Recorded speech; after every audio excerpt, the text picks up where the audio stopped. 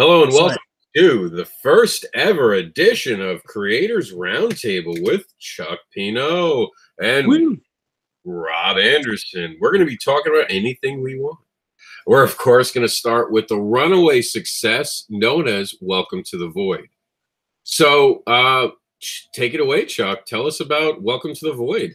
Oh man, you know what? It's so silly. I love selling other people's stuff, and so I suck at selling this. So I'm just going to be honest with you straight up. But Welcome to the Void is the story of an outsider who ends up kind of falling into this parallel dimension. And that parallel dimension is basically kind of adjacent to our own. Whenever I talk about it, I touch something because the idea is that you can literally meld into that dimension through anything solid. So a couch, the floor, whatever. And so that parallel dimension, it's the source of all creation. And with that, obviously, with that connection to that dimension comes a lot of power. And so the whole kind of main storyline of the story is how that power, how different people utilize that power, how it corrupts them, or how they corrupt it, all that kind of stuff. Just the idea, the general idea of absolute power corrupts absolutely.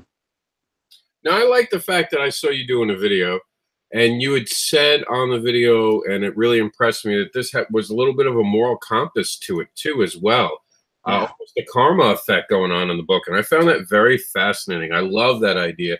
I have a story about I want to do one day to develop that. Can you talk more about that? Because I don't think people really realize the depth at which you've put into making this creation. Yeah. I mean, for me, the emotional side of storytelling has always been really, really important, and so that's something I'm going to push very heavily. So you're not going to see as much.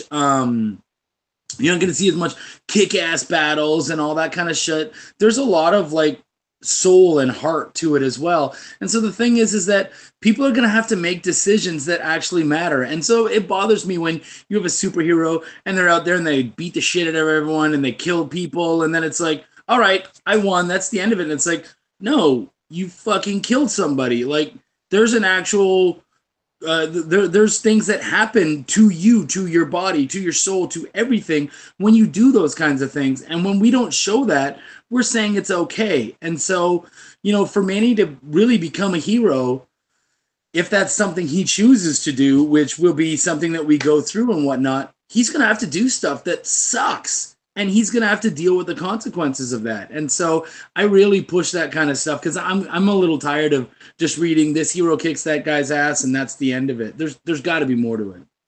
No, I agree with you. I think the one problem, and I don't, this is something that's really bothered me, and I think you'll understand this. A huge Transformer fan. I don't know if you know, I have a giant Grimlock tattooed on my inner thigh. I've seen your Grimlock. I totally have.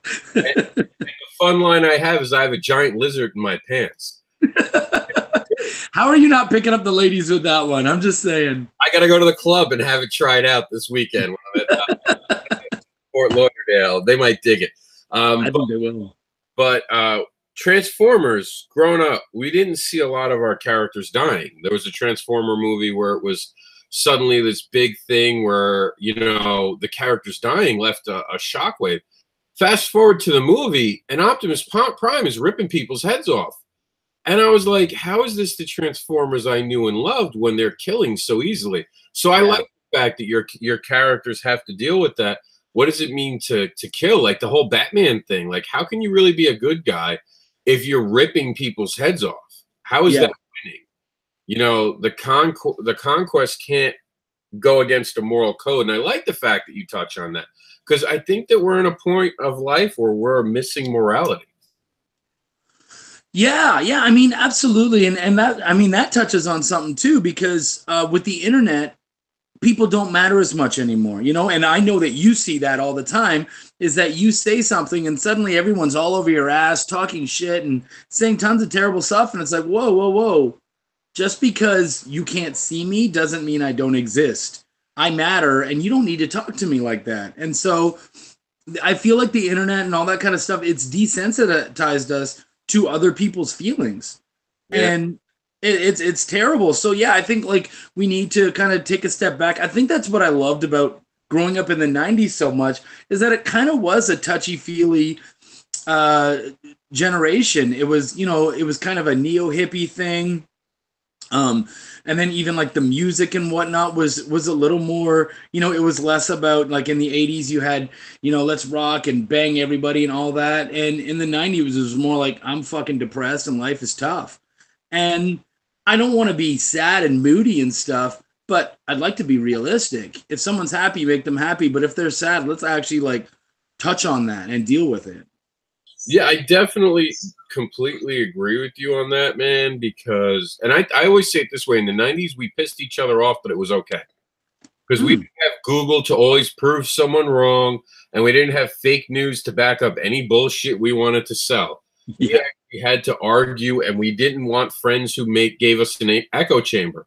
And it seems like suddenly everything's about an echo chamber. If you don't agree with someone, you can't be friends. And what the fuck is that? Like, what kind of world are we living in? And Tommy's Sharp saying hello to us. And hey, Tommy. What's up, Tommy? But I mean, you can't work with people if you expect them to be just like you. You cannot surround yourself with an echo chamber. And I like being challenged. And as an editor, you know that you can tell me I did something wrong, and I'll just ask why. I don't get mad. I don't throw a fit. No. I'll even say, like, why are they important? And I'll be like, well, I don't like that. I want to do it this way. And you're like, okay. Yeah, well, I mean, at the end of the day, I'm here to try to help you make the best book possible.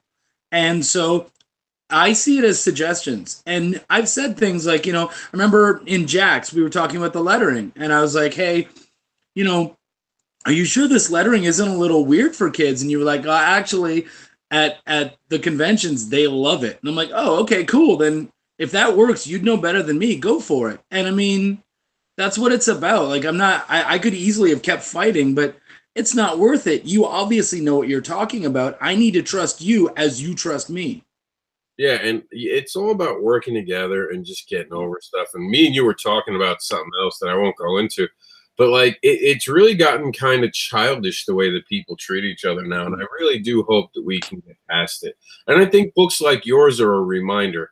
And I hate to do the religion card, but I have to say, I do think that it has a little bit to do with the loss of religion as much in our culture. I'm not gonna say you have to have religion. I'm just saying I think it kept people focused on a community, and I don't think we have that anymore. No, and I totally, I actually, I very much agree with you. And it's funny because I do touch on religion just a little bit in Welcome to the Void. There's a scene early in issue 2 where basically he's confronted, Manny's confronted by the Void, and he's there, and he's like, oh, wow. So, you know, because the idea of the Void is that anything magical that you've seen in your life, if a Wiccan lit a candle, if a Christian faith healer healed a person, it was them accessing the Void and not knowing it. And so Manny kind of says, oh, cool, so religion is bullshit. And the guy that he's talking to says, no, I didn't say that. I said they were accessing the Void, but I don't know what the fuck created the Void. And so that's kind of my way of saying, guys, I'm an agnostic. I don't know, but I'd like to believe that there's something better, and I'm just searching for that. And so that's kind of my way of saying, just saying no, like being an atheist, and I'm not against atheists, but if you just say, no, it doesn't exist, I feel like you've cut off paths, you've cut off ideas. And so for me, I'm an agnostic. I'd like to know for sure. And I think just by saying no, there isn't, you've cut yourself off from something. And so, you know, I want to be open to that.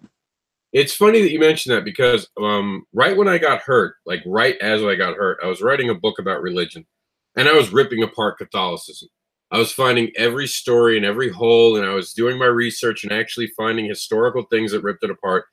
And in the middle of being hurt, I realized this simple truth.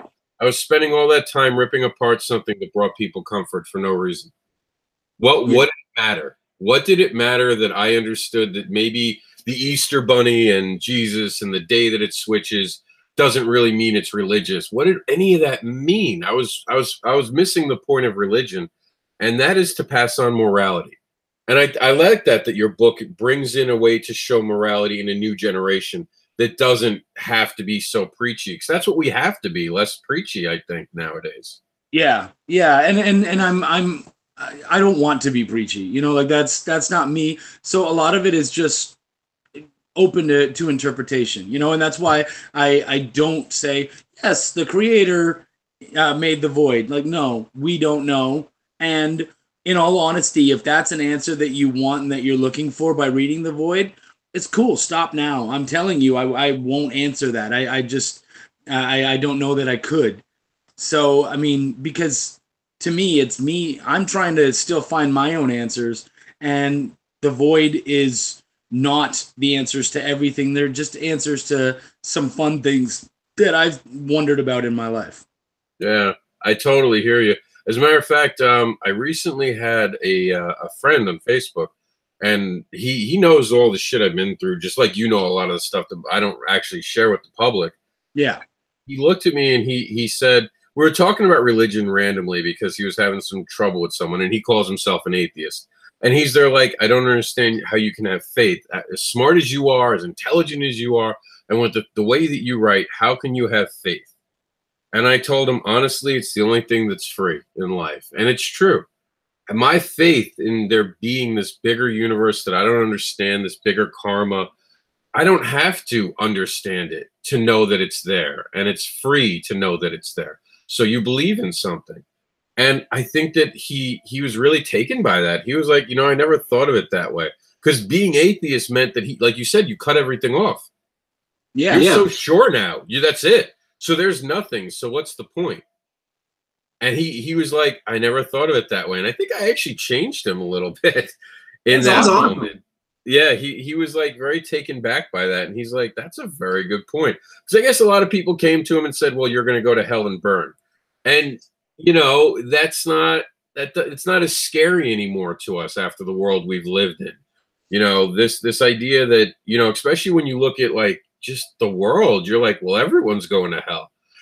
You know, like I guess it's going to be, I'm not going to be alone. I'll have neighbors. But, I'm going to have good company. Yeah. But when you start talking about something like, well, if there's nothing, then you have nothing to believe in. I have faith that there is something. And maybe I can't understand the things that are happening to me, but I also can tell that after I hurt my back and I helped so many people, I know the people have credited me, I don't think rightly, for some amazing things happening to them, including some people getting jobs and their Kickstarters funded.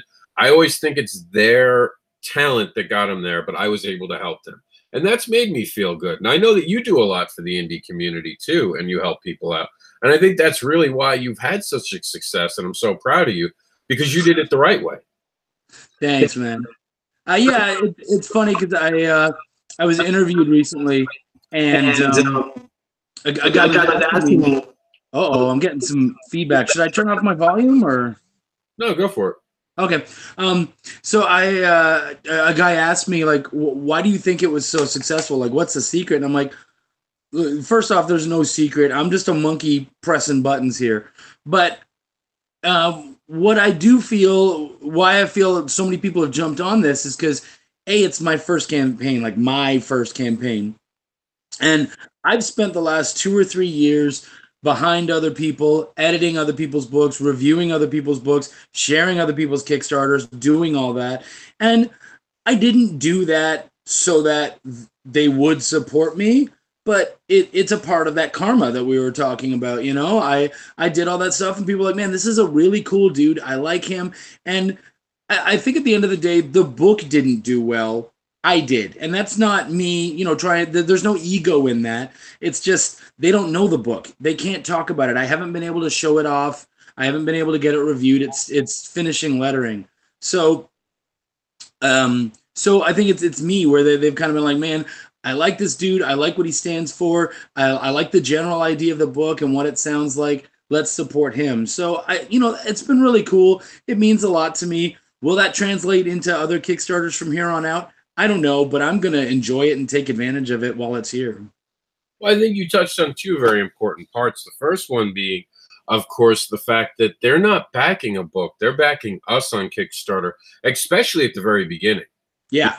And the second part that I think that you really touched on was the fact that you didn't expect people to back it just because they were your friends. And I think a lot of people make that mistake, that they go out there and they collect friends on Facebook and Twitter, and they expect 100 people to back their book because they have 200 friends.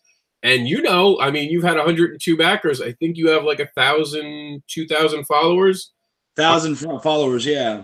And I don't think you expected 1,000 people to back your book, but I get that a lot of times from people who fail right away.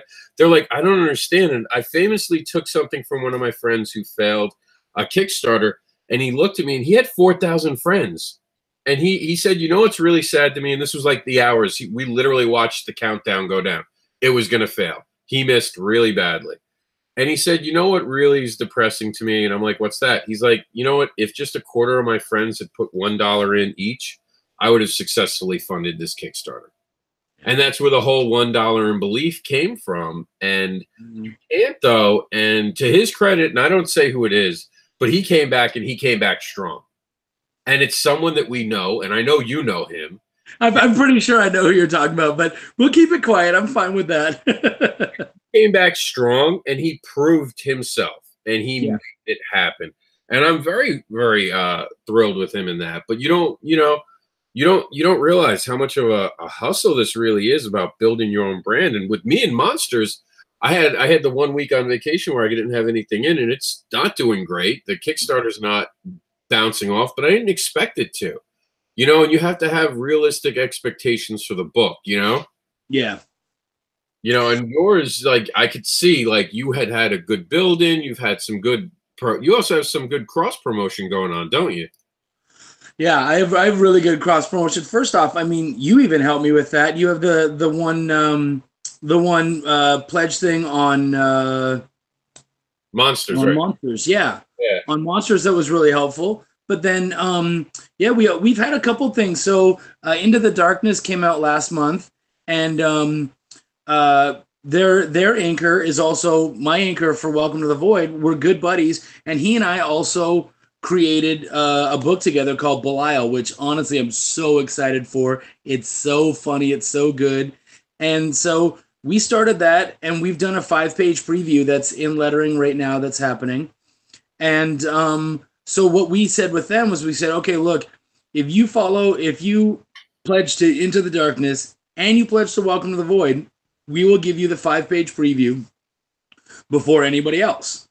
And then we went on and we did that with other things. So Saw the Lightning Wielder, which is on issue 2 right now. And we came out the exact...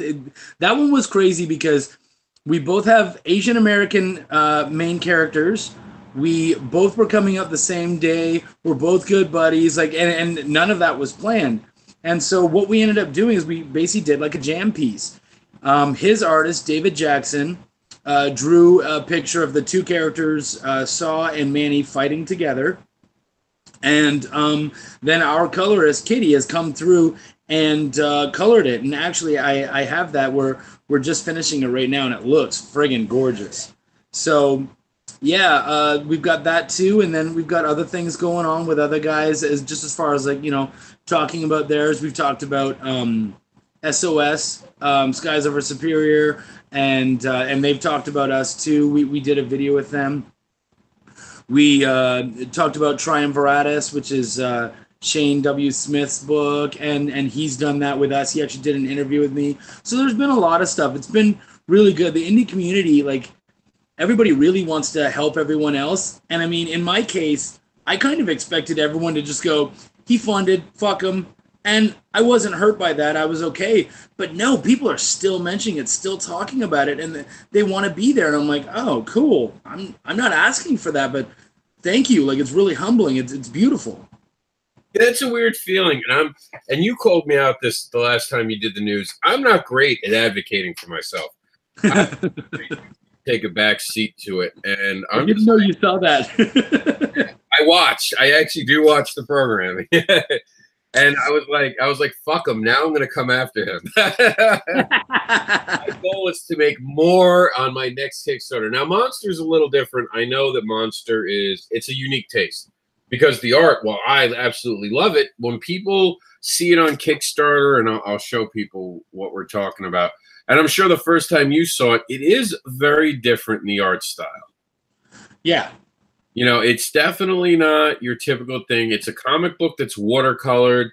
The artist uses very different art, but I mean, I'll go out and say it. I don't care. Call me an egotistical guy, but I think this is some of the best story and art coming together to create something that you can get in the indie market right now, because it's unique, it's fresh, it's interesting.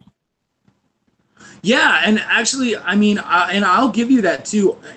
To be completely honest, it's not for me. It's not my thing. But I think that's actually what I like about it, is that it's not for me. Like it's definitely got its own flavor, its own feel, and it's not like anything else. If you check out Welcome to the Void, you check out a lot of those stuff. It's just like, yeah, okay, like it's a fairly realistic style, and there's nothing necessarily art wise that's special about it. I love my crew, and everyone did a good job, and that's not a knock on them. It's just, you know, we're going for a fairly regular look. And you went, no, fuck it. We're doing a monsters book. This guy is an artist. He wants to have fun and do some crazy stuff. Let's do it. And I respect the shit out of that. I really do. And I think that's what I like about it. And also, I like that story. Like, it's a fun, all ages story, but it doesn't pander. Like, it's not for children. You know, like you didn't use little words or anything like that. It's just anyone of any age pretty much can enjoy it, and it's a lot of fun. And yeah, I think it's a really good one. I think people should check it out. I enjoyed editing it. Now, as the person who's read it probably more than anyone else will ever, maybe even more than you. Yeah, even more than me probably. Who's your favorite character and why? I always like to ask people that when they come back and talk to me about how much they liked it. I like to hear whose favorite character is. If you had asked me that for the first book, I'd have a completely different answer. But for this book, the Wolfman is hilarious. I love him. He came out of left field, did not see him coming, and just, I love everything about him. He is just such a relaxed, chill dude. He's taken such a different angle on being a monster than all the other ones. All the other monsters kind of have this, it's a curse, and you know, we have to be better than the humans and all that. And he's like, nah, man, I'm one of them. I'm having a blast. They fucking love me. And I think he's great. He's definitely by far my favorite character. So then who would have been the favorite character from book one? The Invisible Man. Yeah, everyone, you know what? I kind of really like playing with him. I was kind of thinking if I could get away with doing a complete book about him and how people ignore him so much.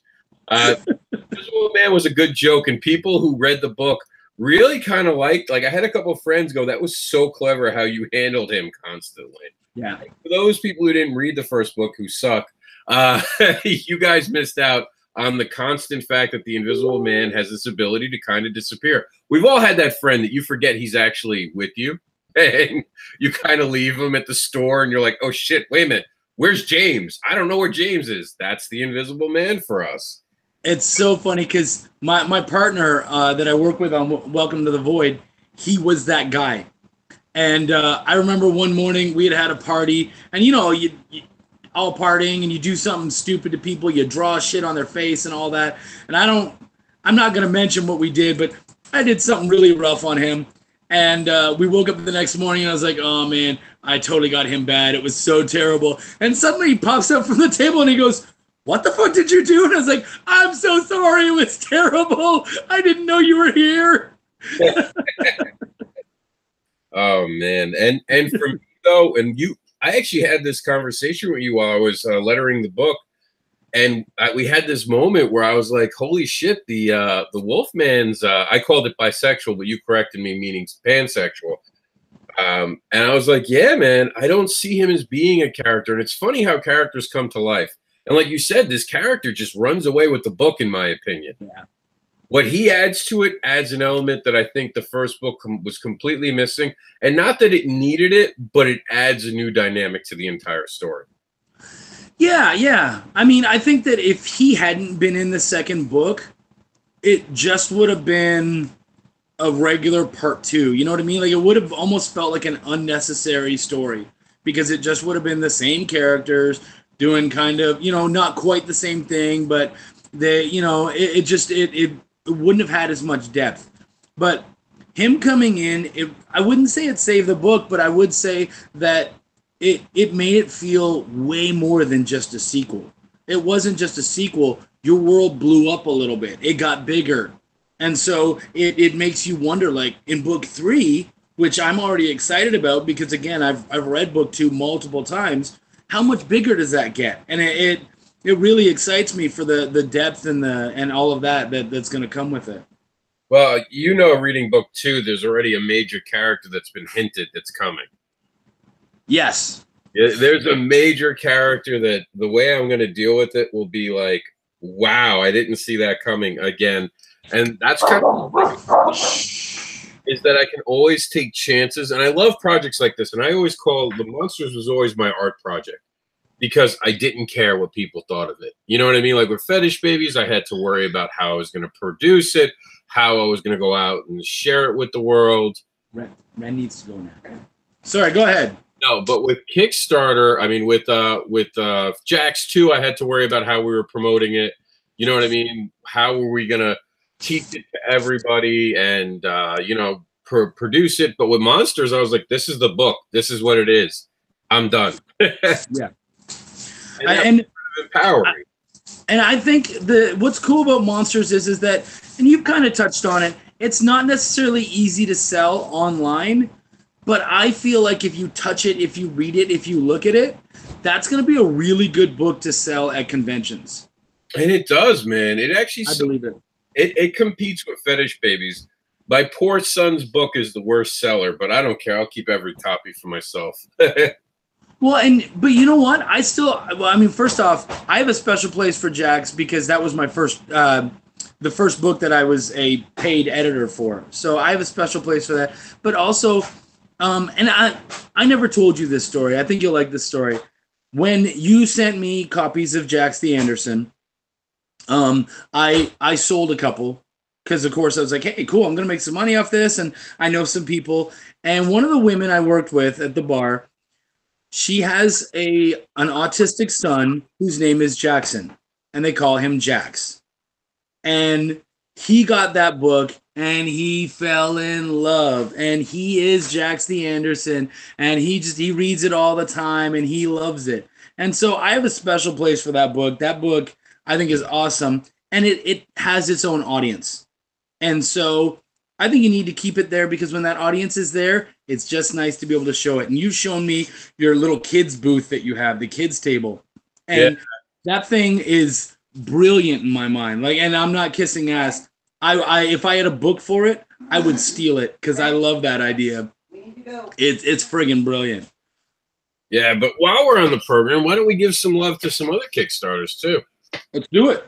I was looking at the Little Heroes successfully funded today, so I was excited to see that. That was part of our list, which is in This Week in Indie Comics or that. Have you checked out the Veritas detective graphic novel mini series while you were doing the news? Did you get to actually look at that one? I haven't looked into it an awful lot, no, but I mean I've seen it and I went over some of the basics of it. I met the creators at a local show. And I was really excited by the product, and I was kind of let down by the response that they've gotten. And I think that the creators made the big mistake. We were talking about this yesterday on the program about Kickstarter. I think people feel like if you make a Kickstarter, they will come, like it's Field of Dreams. And from experience that you need to be out there in public. And if you're launching a Kickstarter and no one knows who you are and no one knows what you're making, it doesn't matter how good that book looks. Unless you have like really hot, half-naked women on the cover, you're not going to sell. Yeah, either that or you have to be incredibly racist.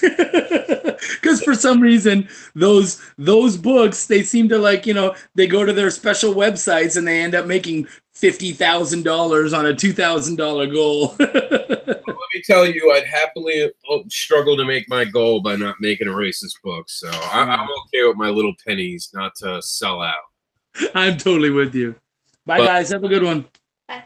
But with Veritas, I was really sad by the lack of response that it's gotten on social media, because it really is beautiful. And I tried to tell the creators to make some changes. I just think it was too late for them to make the change. Because, that's unfortunate when you're not sure what you're doing. And I don't think people reach out as much because they're only getting 300. And it's a great project. It really is. Like, I got to see the art behind it at the show. But I mean, you look at their Kickstarter, and not to kick them, but they're talking about a stretch goal raises $50,000. Like, that's a little. This is your first Kickstarter, and you're worried about making $50,000. Yeah. That's just. It's like the guy who's. And have you been at a lot of panels where you talk to creators, where creators ask questions? No, I mean, I've gone to very few conventions. That's the most exciting part of this journey for me now, is that I'm going to be able to start doing that seriously come this year when I have my own book and stuff. So, no, I've only visited a couple panels. So I was at C2E2, and I'm not trying to pick on this person. I'm not even going to mention anything other than just this. And this is just a message to creators. There's this guy who raises his hand who says, I have an idea for a book. I want to make this book, and it's going to be this way. But I want to know, should I have a contract written up now for when Hollywood wants to make my movie? And should I even bother making a comic book out of it? And it was like, good God, man. Good God. Like, you know what you're getting into. Any indie creator understands you lose in the beginning. You lose a lot, whether it's sleep, whether it's time with the family, money. I mean, a lot of it, a lot of stress. And this is all just to get people to know who you are. Forget making money. Money don't come right away. Well, and I've had this conversation with a bunch of with friends, fellow creators and whatnot. And for them, it's, look, if you don't love making comics, go away. Don't make them. If you're doing this to get into movies and to get in all that, just go write a fucking movie. Go write a TV script. Do that stuff. But if you're only doing comics as a step in, it's the wrong reason. It sucks. It's just, it means that you have no passion for the medium itself, for what we're doing, for why we're doing it, and you're just clogging up the atmosphere.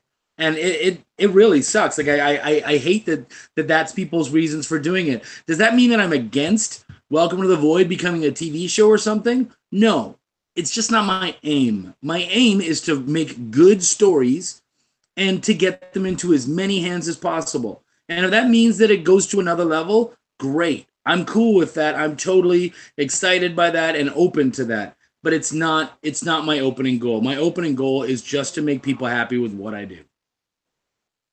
Yeah, I completely agree. And let me ask you a question, and I'll answer it first before you answer it.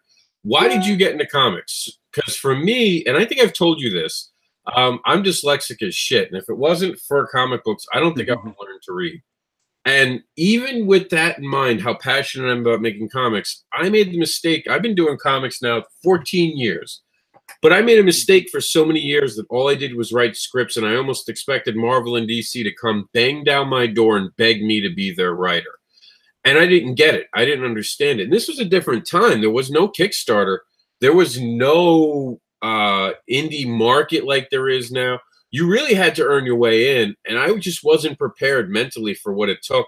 And I think you have to be in the right mental space to be able to get to create. Would you agree with that? And what is your driving force for creating content? Yeah, I would very much agree with that. And for me, it was I've been a writer, honestly. Like, I've been writing since I was a little boy. Like, at the age of 11, I started writing my first novels. And so for me, novels were the first love as far as what I was writing, because it was easier for me, simply because I'm not an artist. I can draw a little bit, but I'm not passionate enough about actually being able to go out there and do the art and do all that stuff.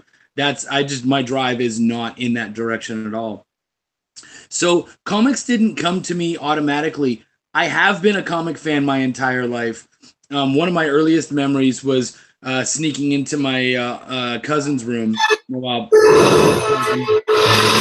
Whoa. and he had a comic there, and I was so excited, and I read it. I knew that it was X-Men, but I didn't know which one it was. And later on, I found out, oh crap, I was holding X-Men 1 in my hands. And that was just really cool to think about. And so, yeah, I've been an X-Men fan and a comic fan my whole life, but novels just seemed so much easier. And for me, as I got further into writing and whatnot, my wife and I write together. And the thing is that I am very much story oriented, character oriented. That's what's most important to me. My wife, her details, the details she puts into our novels and stuff are beautiful and amazing. And it's something that I find boring as shit. I don't want to write about somebody's clothes for 12 hours. I just don't. But she could do that and just be happy about it. So for me, comics became a little more I had this kind of realization that, oh crap, comics are up my alley because that focuses on everything I like. I can still put in interesting details, but I can leave a lot of that open to the artist to kind of play with and do, and that kind of becomes a collaborating thing between the two of us. Yeah, I get you on that because Fetish Babies, I don't know if I ever told you, I actually had a legitimate offer to have it published as a novel to begin. No, I didn't know that. Yep, the first, I sent away a chapter of the book, and the chapter of the book, ironically, really goes over the first issue of the Fetish Babies series. What became issue number 1 was basically chapter 1 and 2 of the book. I sent it out. They sent me back a deal. They were going to offer me money. They wanted ownership in the project, but I love comic books so much, I couldn't bring myself to do it. I couldn't sell out this idea. And at a point in my life, Fetish Babies was the book that I was going to break into comics with, and I was going to sell it, and I didn't care who bought it. And you fall in love with what you create so quickly. It's like a child. You can't give it up. Yeah. You know, and now I'm so protective over that. And it's funny because, and we can talk about this too when we're talking about Kickstarters. The big thing now is with Kickstarters is sex sells now. And the following program contains content. And I'm seeing a lot of creators go a route where they're going to the side of getting what is fan service, over sexualized covers. That's coming back very quickly, I've noticed in the last year. Yeah. As a little harder to be on Kickstarter, suddenly sexuality came back, and all those creators who talked about how much they support women and would never do that suddenly seem to be doing just that. Yeah, I saw a cover recently, and I went, whoa, I'm pretty sure that's her clam. And they were like, what? And my wife kind of came over, and she's like, oh my gosh. I'm like, yeah, that woman is obviously heavily shaved because they're hiding nothing. And it's just like, this was your cover. And we're being good. We're not going into names, so I won't. But it's like, I get it. You like tits and ass, that's fine. And even like some books like Fetish Babies, that is the idea behind it. And I'm totally okay with that. What I love about Fetish Babies, and you and I have talked about this before, I'm a vanilla guy. Fetish is not my thing at all. But what I love about it is that you're not selling the sex of it. There's obviously sex in it, but at no point have I ever felt like you were selling the sex of it. You were selling the idea of fetishism and how it's more than the 50 Shades bullshit. And that's what I appreciate about it, is that I was actually getting the inner turmoil and all of that of a woman who has to deal with her fetishes as a secret when they're probably some of the most important parts of her lives. And so that is what sells me in Fetish Babies. But if you're just going to go, yeah, by the way, my main hero is a chick. Chicks are awesome. I really like them a lot. Check out her cans. I'm like, nah, I don't want to buy that. Yeah, and I was sad, but I have friends too who were never against sexuality, who have supported me with Fetish Babies, who are doing more sexualized stuff, and we talk about it and joke, and they're like, this just sells better, and they'd rather be doing their other books. They honestly would be rather doing their other books, but they say it flat out, this sells. He's like, to be able to do the other books, I need to be able to eat. I need to be able to build a business. And right now, that's what sells. And it's true. But it's just so funny how quickly the market changes. You have everyone talking about how everyone talking about how they're for this and the Me Too movement, and 1 year later, not even a year, it's only been months, right? Yeah. Is suddenly overly sexualized because you had a couple runaway Kickstarters. And not to call anyone out, but it was the Lady Death Kickstarter that I think really showed a lot of creators that TNA has not gotten away for selling. Sex still sells. Yeah. And you won't see that with fetish babies. And we've talked about this. And I've even said by the time we get to the second series, which will be the second series, it'll be a lot more sexual, but it will seem organic if you followed the book. But when it comes to promoting it in the covers, it'll be playful sexually, not gratuitous. Yeah. Yeah, even in the last book, was that no, it wasn't Mentor Shirt. Yeah, it was Mentor Search was the last one, right? That sets up Graduation, which will be an in-between between Volume 1 and Volume 2. It pretty much tells us what happens between the two series. Okay. Well, the last one that I just read, and I think that's Mentor Search actually, where she meets with Bruce. There was a lot more nudity in it and whatnot, but it was appropriate, and I liked that. It was like it made sense. It was all about where she was at and what was going on, and so at no point did it feel gratuitous, because it wasn't like, oh, all of a sudden there's tits. It was like, oh yeah, of course she saw that. Look where she is and look why she's there. Like it all made sense. Yeah. And so for me, it kind of reminds me of the shitty female armor that you get when you play games like World of Warcraft and stuff like that, where it's like the guy is decked out, you can't see any of his skin, and he has 100,000 armor class, and then this woman, she has 100,000 armor class, and the only parts that are hidden are her nipples and her vag, and you're like, really? Like, it's so blatant. Yeah, and you know what? I say it all the time. Look, man, I have no problem with people selling sex. You know what I mean? With regards to it being done tastefully. Yeah. I do not like people who make, and I've said this before, look, if you're making a cover where it's just sexually gratuitous and has nothing to do with the story, and your story has nothing to do with sexuality, I do kind of think you're misleading readers and you're cashing in on people. But God bless, who am I to get in the way of a good hustle? Well, yeah. I mean, it's like, for me, people have asked me, like, what's your audience for Welcome to the Void? And I'm like, well, it's more of an adult audience. There's a lot of swearing and stuff, and we'll get into a lot of very adult themes. And they're like, oh, so there's going to be sex. And I was like, no. They're like, what do you mean? I'm like, well, so far, no, there's like nothing planned for that at all. And they're like, well, but it's an adult book. And I'm like, adults aren't just fucking. Like, there's more to it than all of that. And so it's not that I'm against it. It's just that the story hasn't gone there yet. It's not important. So if you ever see any kind of nudity in Welcome to the Void, it'll be because it matters. It actually, it's important that you see it somehow. Yeah. So yeah. And with me, with my book, the nudity that's within any of the pages is so tastefully done on purpose, because I wanted to invite the reader to feel comfortable.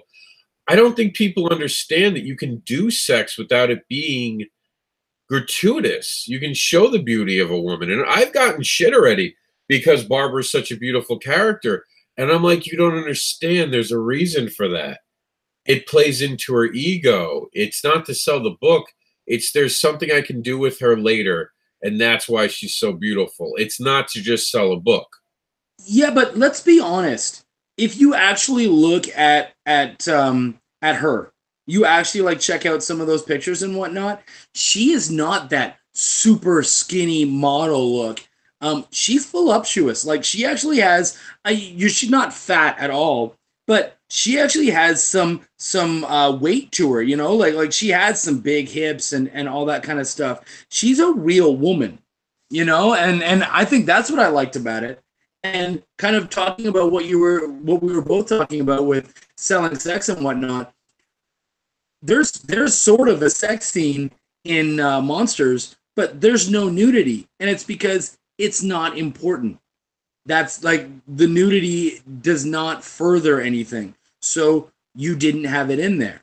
Yeah, it would have been pointless, and I think that people need to understand that little bit of a difference when they're doing the Kickstarters, because I do think that it will matter in the long run, because I do see these creators cashing in, but then losing audiences.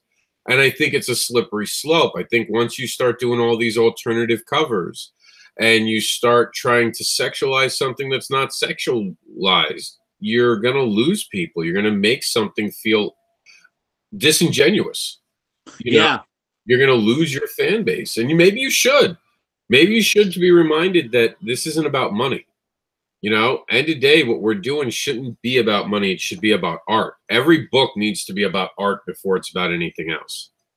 Yeah, I really agree with you on that. And that's actually something that I've been kind of working through in my head with Welcome to the Void, because, yeah, we're doing great. We funded, like, everything's terrific where that's concerned. But then it's like, okay, so for issue 2, is everyone going to return? You know, like, the statements that we make in the first book, are they enough to keep people coming in? And so for me, it makes me wonder about those over-sexualized covers and whatnot. All right, cool. You flash some skin. Good for you. But what you have in that book, will it make people pick up the second one? And I wouldn't know. I haven't read them. I'm not commenting. If you're able to put a cover like that on something that is actually truly a really good book and people want to keep reading it, good for you. It worked out. That's great. But I can't, that's not necessarily my thing. And actually, Sean Barber was talking to me. We kind of have a funny idea where with Belial, we want to do an over-sexualized cover as like an alternate cover. And we want to do it because it's all demons. It's all hell. So we're going to have these sexy skeletons with absolutely no breasts with just like a bikini on. And it's going to be all the butt shots. And it's going to be demons of different sizes and shapes, and some will be attractive and most of them won't be at all. And it's funny. And I like that idea. It's funny, and you're playing on the idea that sex sells without actually trying to sell it. Yeah, and I think there's a clever thing. And what's sad is that some of these covers, when you read the book, it's a really good story. But that cover, is going to make them miss an audience that is just going to overlook them as a cheap thrill book. And it's ironic that I'm talking about this, and I'm the guy who wrote Fetish Baby. Yeah, but again, you're not selling sex, and we've touched on that. We haven't even touched on that. We stated outright, you're not selling sex. But, I see the money that sex makes. Yeah. But no, like you said, man, you got to make your choices with the characters, and you got to make something that people can fall in love with. And I don't think you can do that when you're turning your female character to a whore on the front cover. Yeah. Well, and for me, I have I have a daughter, and there's some sex sales right there. Now, be honest, when you saw this, you thought this was my book, didn't you? No, because I know all of your shit. And actually, honestly, this is another demon book that could totally do well. I don't know a lot about it, and it's doing. I think they're over 10K already on their Kickstarter. And this is an awesome book, man. I've seen this from inception, and this is one of those books that I don't think is trying to sell sex as much as the sex is an organic part of the story. So well done, because the quality travels throughout the whole story. So give them credit, because they're actually building a book that's adult completely. Good. What I'm upset about is they're making more money for the bondage scenes than I am. Barbara is a demon. But hey, man, Barbara should actually cosplay one of these chicks. That's what I'm trying. I'm working on it. That's a good call. But I mean, this is awesome to me, because I really think that this is. I don't think they're cashing in as much having fun with the whole demons, and like you said, they just went the other way because this is playful. This is demon. This is something that made sense when it came out and it looked this way. I was excited about it because, of course, demons would be sexualized, wouldn't they? That's what they're. They're demons, and of course. I want to see where the story goes, and that's a good example of doing it the right way, because they're not ashamed about it. They tell you it's an adult book, and I like that. I've covered Kickstarters that were full on adult books, and they didn't hide it. They're like, no, this is adult, but they weren't trying to sell. Like, just imagine Skies Over Superior if suddenly Josh Dahl decided to dress up his main character in a bikini on a lap dance stage. Like, Josh would never do that, so I can say that because I know Josh is a friend. He wouldn't cash in on his characters that way, and I can say that in full confidence. If he does it, it'll be for a good reason. You know what I mean? That character will be a stripper, and he'll just enjoy playing with the stripper character because he's character building. Well, and like, so I'm gonna show just a little bit of ignorance here, but he has his Rapid City book, and he had the villains book. I don't remember the name of it, but I did read some of it. The ice character villains book. It was the ice character. The Below Zero one, yeah. Below Zero, yeah. And she was beautiful. Like, and I mean, but at no point did I feel like he was selling sex at all. He was selling, I mean, and I read the first, I think, 2 or 3 issues, and I was like, oh, this shit kicks ass. Like, it's really good. I want to finish that one. Yeah, that was a legit book. And there's someone, again, you can, and I say this to people all the time, and I've had this come up at a panel with a young lady, and she's like, well, what do you think about sex in comic books? And I said to her flat out, I said, sex is going to be in comic books. You want to know why? Because humans like sex. We like sexuality. I don't think that you can say you want to get rid of sex. I think what you want to get rid of is people using sex the wrong way. And I think that if we could focus that narrative to that, we would all be better off. Because to say you don't want to see a character in a tight outfit that looks good, we'd be lying to ourselves, wouldn't we? Yeah. We want that fantasy. But when you have and this kills me. I have people dress up as manga characters. Yeah. And they literally come up to my table dressed up and go, oh my God, you have a porn named Fetish Babies? And I'm unforgiving. I'll go, oh my God, you're dressed as a manga character. Does that mean you had sex when you were 13? Uncaring, just right there, and they get real shy, and I'm like, do you want to start over? Because it's true. Like, you know, you see these people like come and judge things so quickly, and they don't really look beyond the simpleness of it. And this is Rapid City right here, and the beautiful character you're talking about. And like you said, it's not over-sexualized, but she had the feminine quality. She had the outfit. You know, it really worked. And this was not – and that's what's so great about Josh Dahl, to his credit. Such a character builder. Like, his character jumped off the page. Yeah. Well, and he had the opportunity at any point. He could have gone that route. He could have over-sexualized her. He could have done all that stuff. She's a villain. That wouldn't have been far out there. But he didn't. And that's saying a lot to him. A lot of credit to Josh. I mean, that's good for him. Like, seriously, like, you didn't jump into that trope. And I think that's what bothers me about a lot of the over-sexualization, is that there ends up being a lot of these tropes that we fall into. And actually, another one that you broke that I really liked in Mentor Search was that we could have walked by and I could have just seen a bunch of naked women. But there was one little section where you had one dude tied up and gagged and everything by another dude, and I'm like, good stuff. Make the man a slave now and then. Do that kind of stuff. Play with those different angles and all that. That's really important. And I think a lot of that, not Me Too so much, but a lot of the feminist attacks on this over-sexualization is that you're only sexualizing the women. If you want, do it on both. Have the man in a fucking G-string. Have the man, you know, doing those same things. Why is it just a woman? And so I think that's really what a lot of it is if you're going to play that card and you're going to do it, go 100%. Go all the way, because you're really only going halfway. You're only selling sex to the men. Sell it to everybody. Sell it to the women.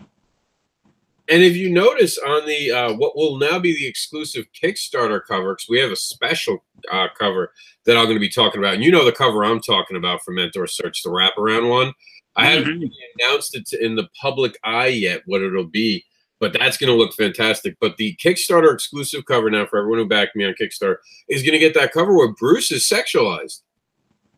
He's in the here, and that was important to us when we were going to do this. It had to be that idea that, you know, you go to the fetish community, it's just not hot chicks getting tied up by dudes. That's not the fetish community. And if I'm going to be honest, It's women playing with women. It's men playing with men. The one thing that I've gotten a little bit of trouble of is the whole, well, I don't see any very thick, big characters. And sometimes that's just not me because I haven't been able to have that get into the story yet. But there will be characters that are reminiscent of real people coming up in the story. And a lot of times it's artists too. You give it to your artist and they draw, and sometimes they don't even, you know what I mean? They just start drawing a girl. And with Barbara, I remember I had to tell Damien the first time he drew Barbara, and you'll see it in the upcoming graphic novel, and I think I've shown you the picture, she was tiny.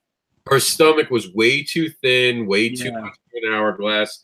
And I was like, you did great. I really enjoy what you're doing, but you have to make her look real.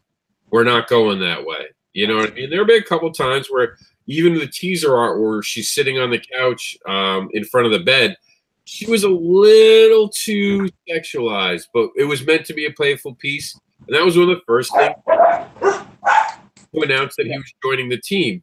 And he got, by the end of the book, he understood Barbara. And I think it's because a lot of people want that. They want that overly sexual drippingness that I have to, and I've kicked people off of Fetish Babies because that's what they wanted to do to my character, make her a whore. And I was like, no, she's a strong, complicated character. She's not some bimbo. And so I kicked artists off of the book in the original series 3 times because men didn't get it. And I got Satine Zilia.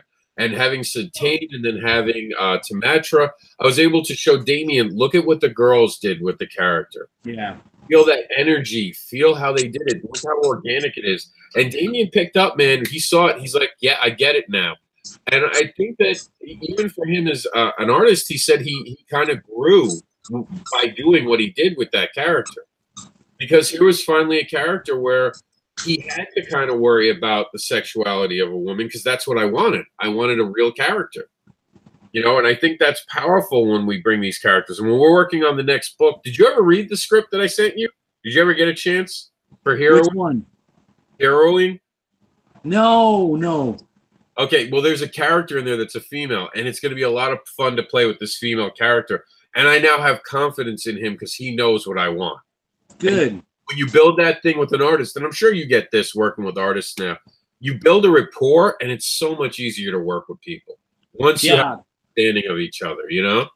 Yeah, absolutely. And it's funny because you touched on that, the idea of over-sexualization and whatnot. And when I first started with Welcome to the Void about a year and a half or so ago, or 2 years ago, I went through a bunch of artists just to, you know, try it out, see what you think, blah, blah, blah. And one of the guys, he honestly, his art, I've known the guy for my entire adult life and beyond, since he was like a teenager. And we went through it, and really, he draws pretty pictures, but he had a really hard time with panels. And I was like, okay, it's not going to work. I appreciate that you tried. I love you, man, but no. So we went on to someone else. And this next guy, all he sent me was these really sexualized pictures. And I'm like, okay, my main character is an Asian American nerd. Like, what are you doing? And he was like, well, I think it should be a woman. And I'm like, I think you need to fuck off. Like, this is just, you're ridiculous. So yeah, man, I just, you know, if that's all you want to do, go do it. Cool, no problem. But I don't think every project should be that. And if it is, what you're going to get is an oversaturation, and people aren't going to want, you know, people aren't going to be able to find your stuff unless you're top of the heap. Yep.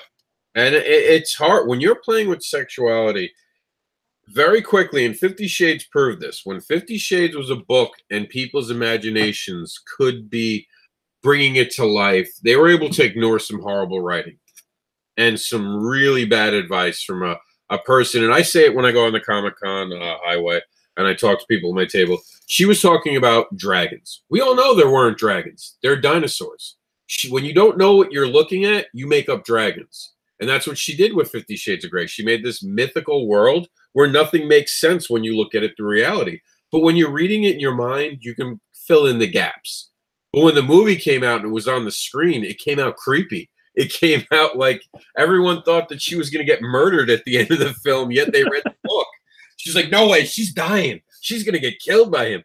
And the actor, I haven't really watched the whole movie. I watched the first issue. It was live streaming on Facebook, and it was live streaming on Portugal. So for some reason, I watched it in Portuguese, and I liked it because I could fill in the gaps. I was putting in things like, "No, sir, I will taser you if you touch me again." But a lot of people had a problem when they were really watching what this person had created and how scary it could be. And I think that's what hurt their franchise, was they didn't understand. And it's clear a lot of them didn't understand what it was. And it's too bad that female actress really put herself into it. You know what I mean? A lot of people don't realize for a music video for the actual film, she allowed herself to go into a very complicated tie for like hours. And she actually lost feeling in her arms to be able to make this music video. And she really was into it and really wanted to do the best thing she could, but it was just a bad story. And that's what I fear people see, and that's why I made Fetish Babies. And like you said, and I got in trouble recently on vacation because I made the joke that I'm going to date an 18-year-old. And I was going to get a T-shirt that says, "Who's your daddy?" And I got yelled at. I was told I'm too old to date an 18-year-old, so any 18-year-old watching, call me. So I was told I'm too old. But then the realization came in when, of course, my sister, who was doing most of the yelling, turned around and said, your niece is just 10. So you're talking about someone 8 years older than your niece. And your nephew's 14. That's 4 years older. What are you going to do in 4 years? Share a limo? And I was like, maybe. But it's true, because we all have moms, we all have sisters, we all have nieces, and what you leave behind, what you work on, you should be proud of. I'm not saying you shouldn't look back and say, I could do that better now, but you should never feel like, wow, why was I so cheap at what I did back then? And just haven't explained it to your kids. Like, I would any day of the week explain to my niece or nephew Fetish Babies and its importance, as long as my sister was okay with it. You know what I mean? Yeah. And Jax, when he gets older, I have no problem explaining that. But if I did something over-sexualized just to make money, how do you explain that? See, and it's funny. So I don't tell people this story a lot, but when my oldest was a baby, I know I've never told you this story. I was offered a chance to be a gay stripper. I'm not gay, and that didn't matter to me. But, the guy was like, hey, man, they're always looking for bears. You've got that look. You could totally go out there and you can make hundreds of dollars a night. And I was like, yeah, I can't do that. And he's like, no, it doesn't matter. Like, you don't have to have sex with them or anything like that. And I was like, no, but I'm selling a lie. And that's what it is. And also, I'm going to have to tell my kid, hey, I raised you. I paid for all this stuff by lying to people and by selling that lie. And I couldn't do that to them, to my kid, to me, to anyone. I just couldn't do that. And so as much as I really believe that had I gone that route, we would have been a lot better off, I couldn't do it. Well, the next time I see you, I'll give you a couple dollars to make you feel. I'm a slut. I'll probably dance. I'm sticking in your G-string. You don't have to be gay. You can be straight. Let me just enjoy it.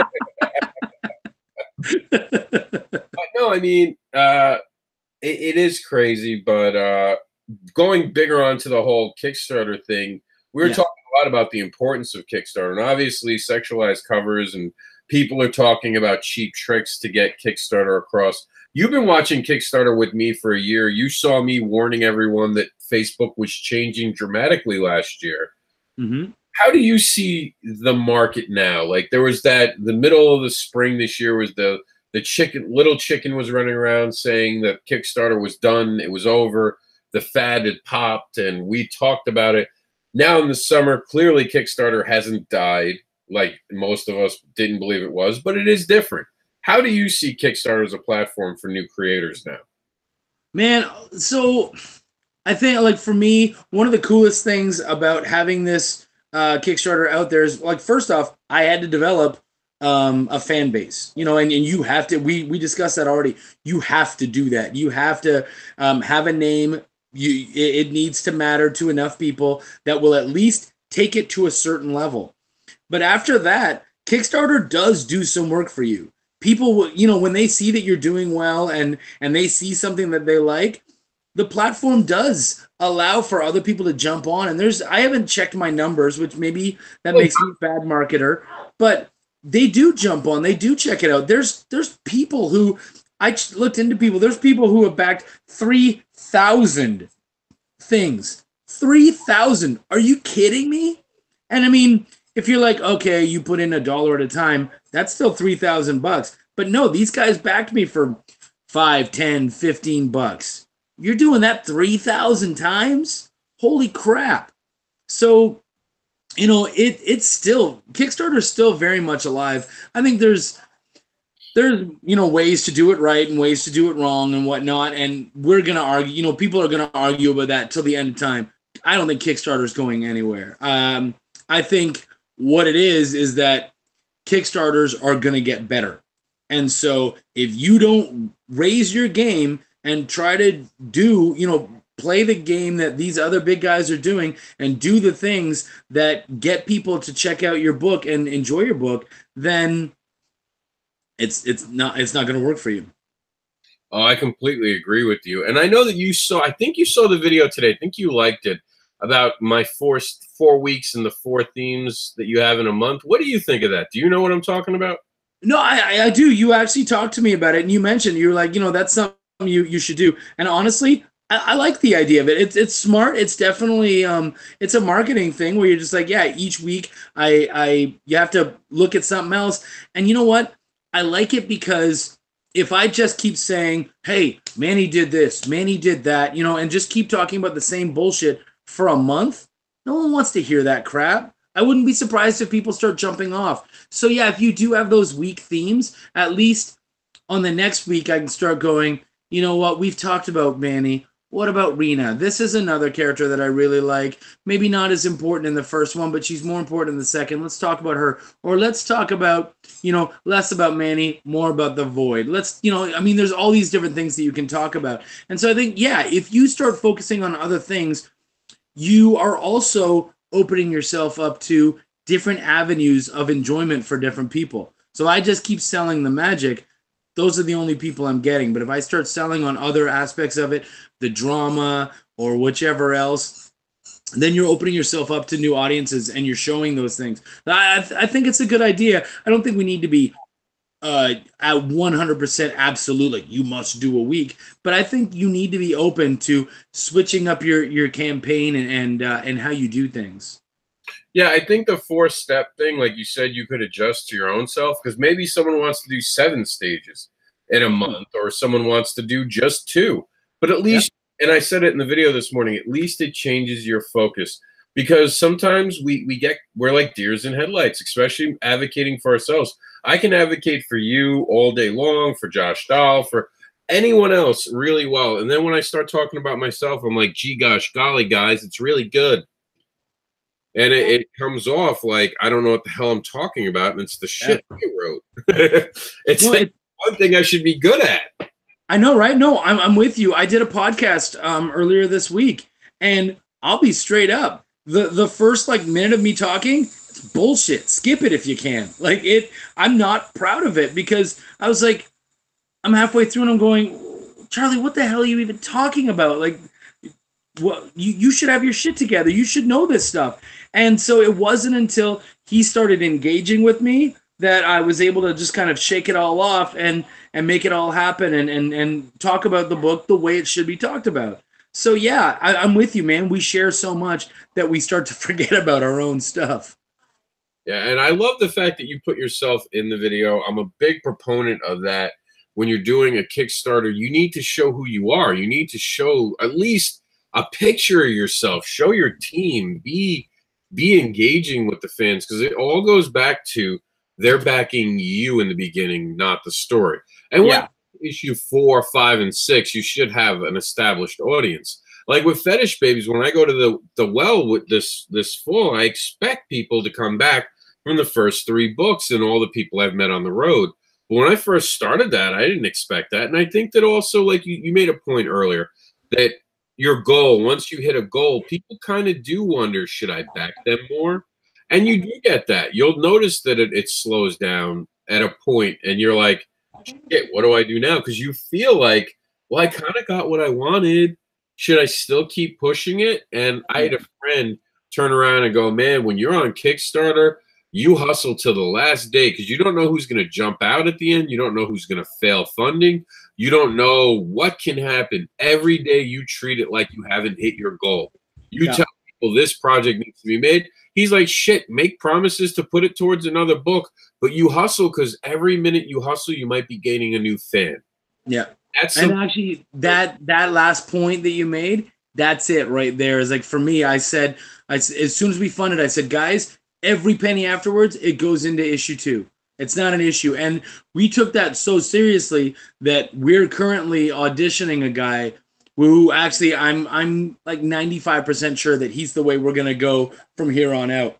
But we started auditioning for him. We paid for that page right there and then. Like, let's start it, because Welcome to the Void 2, I wrote over a year ago. I mean, it's done. Number 3's done. The only reason I haven't started on 4 is just because trying to get 1 out, trying to get Belial out, focusing on all that other stuff. I haven't had time, but I'll tell you, as soon as 2 starts ramping up, I'm going to move on to 4, 5, and 6. I already have the ideas for them ready to go. Now, let's say that you keep going. Let's say you get $10,000, and I really do hope that you get $10,000 on this Kickstarter. Do you think you would return to Kickstarter for issue 2 as a pre-order, possibly, so people could pick it back up from where they got it?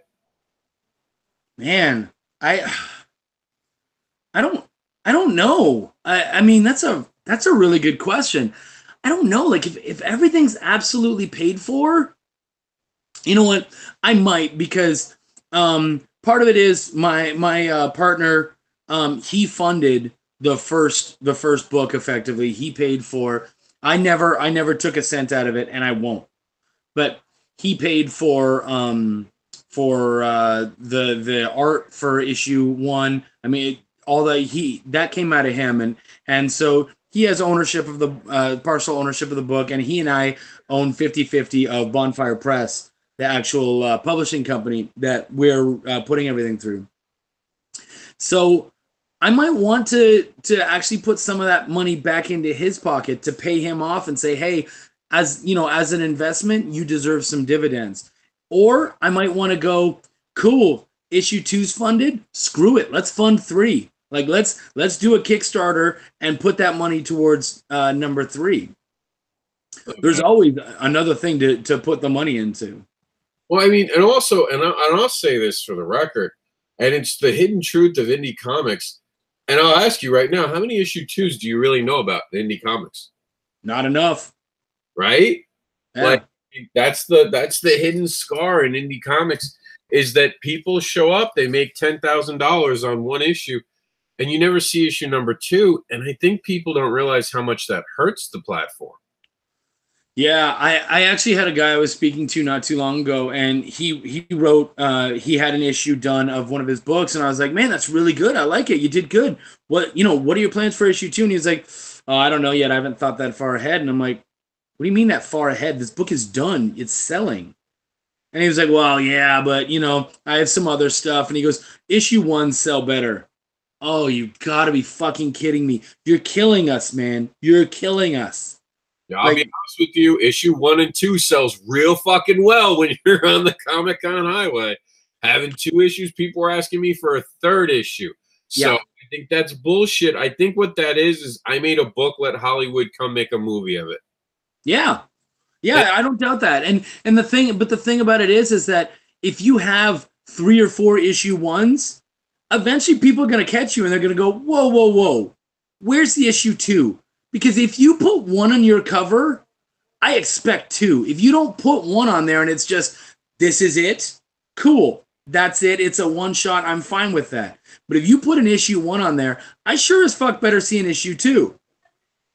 Do you remember way back when you first edited Monster, you asked about a certain thing that you thought wasn't important to have come in because you were like, well, this is just going to be a 1 issue.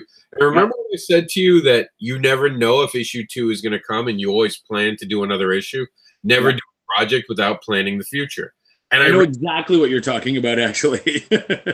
and sure enough, I pulled that thread. And as a writer, I never think of, I'll do a one shot and still plan to do 5 more. I'll have an idea and I'll put it in there. And I think that you're, again, disingenuous with your fan base when you're doing these quick one shots and not building an empire around them. Like, I don't start a new project. Like Fetish Babies 1 through 3 has made a full story now. And I'll still continue that story because I want to tell the story. And I think the people doing the one shots, there's 2 categories. They're the people who just run out of money and they haven't been able to recover to make the next issue, which is understandable.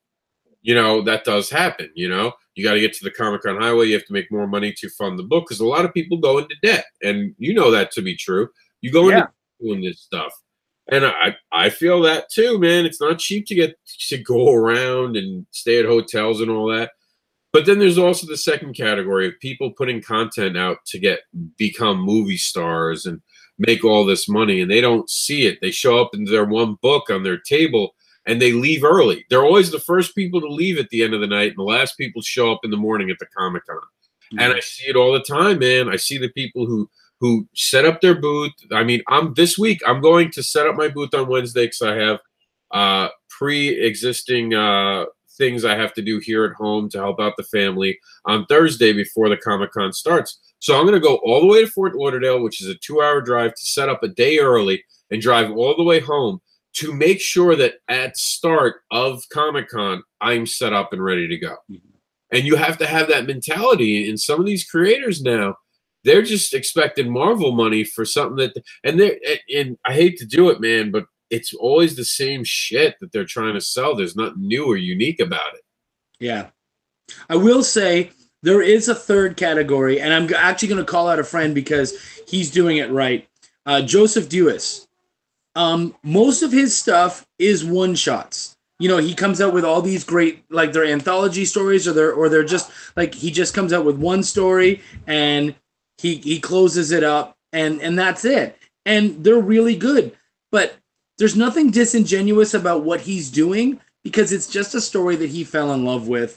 He liked the idea. He wanted to play with this concept. It was done, and it moved on. You can do one-shots right. It's not easy because you have to be honest about it. Why did you do it? What was the story you were trying to tell? And if it's done, cool. Now, he has already said, like, I know that his Dracula series is going to continue on, so he will have a continuing series.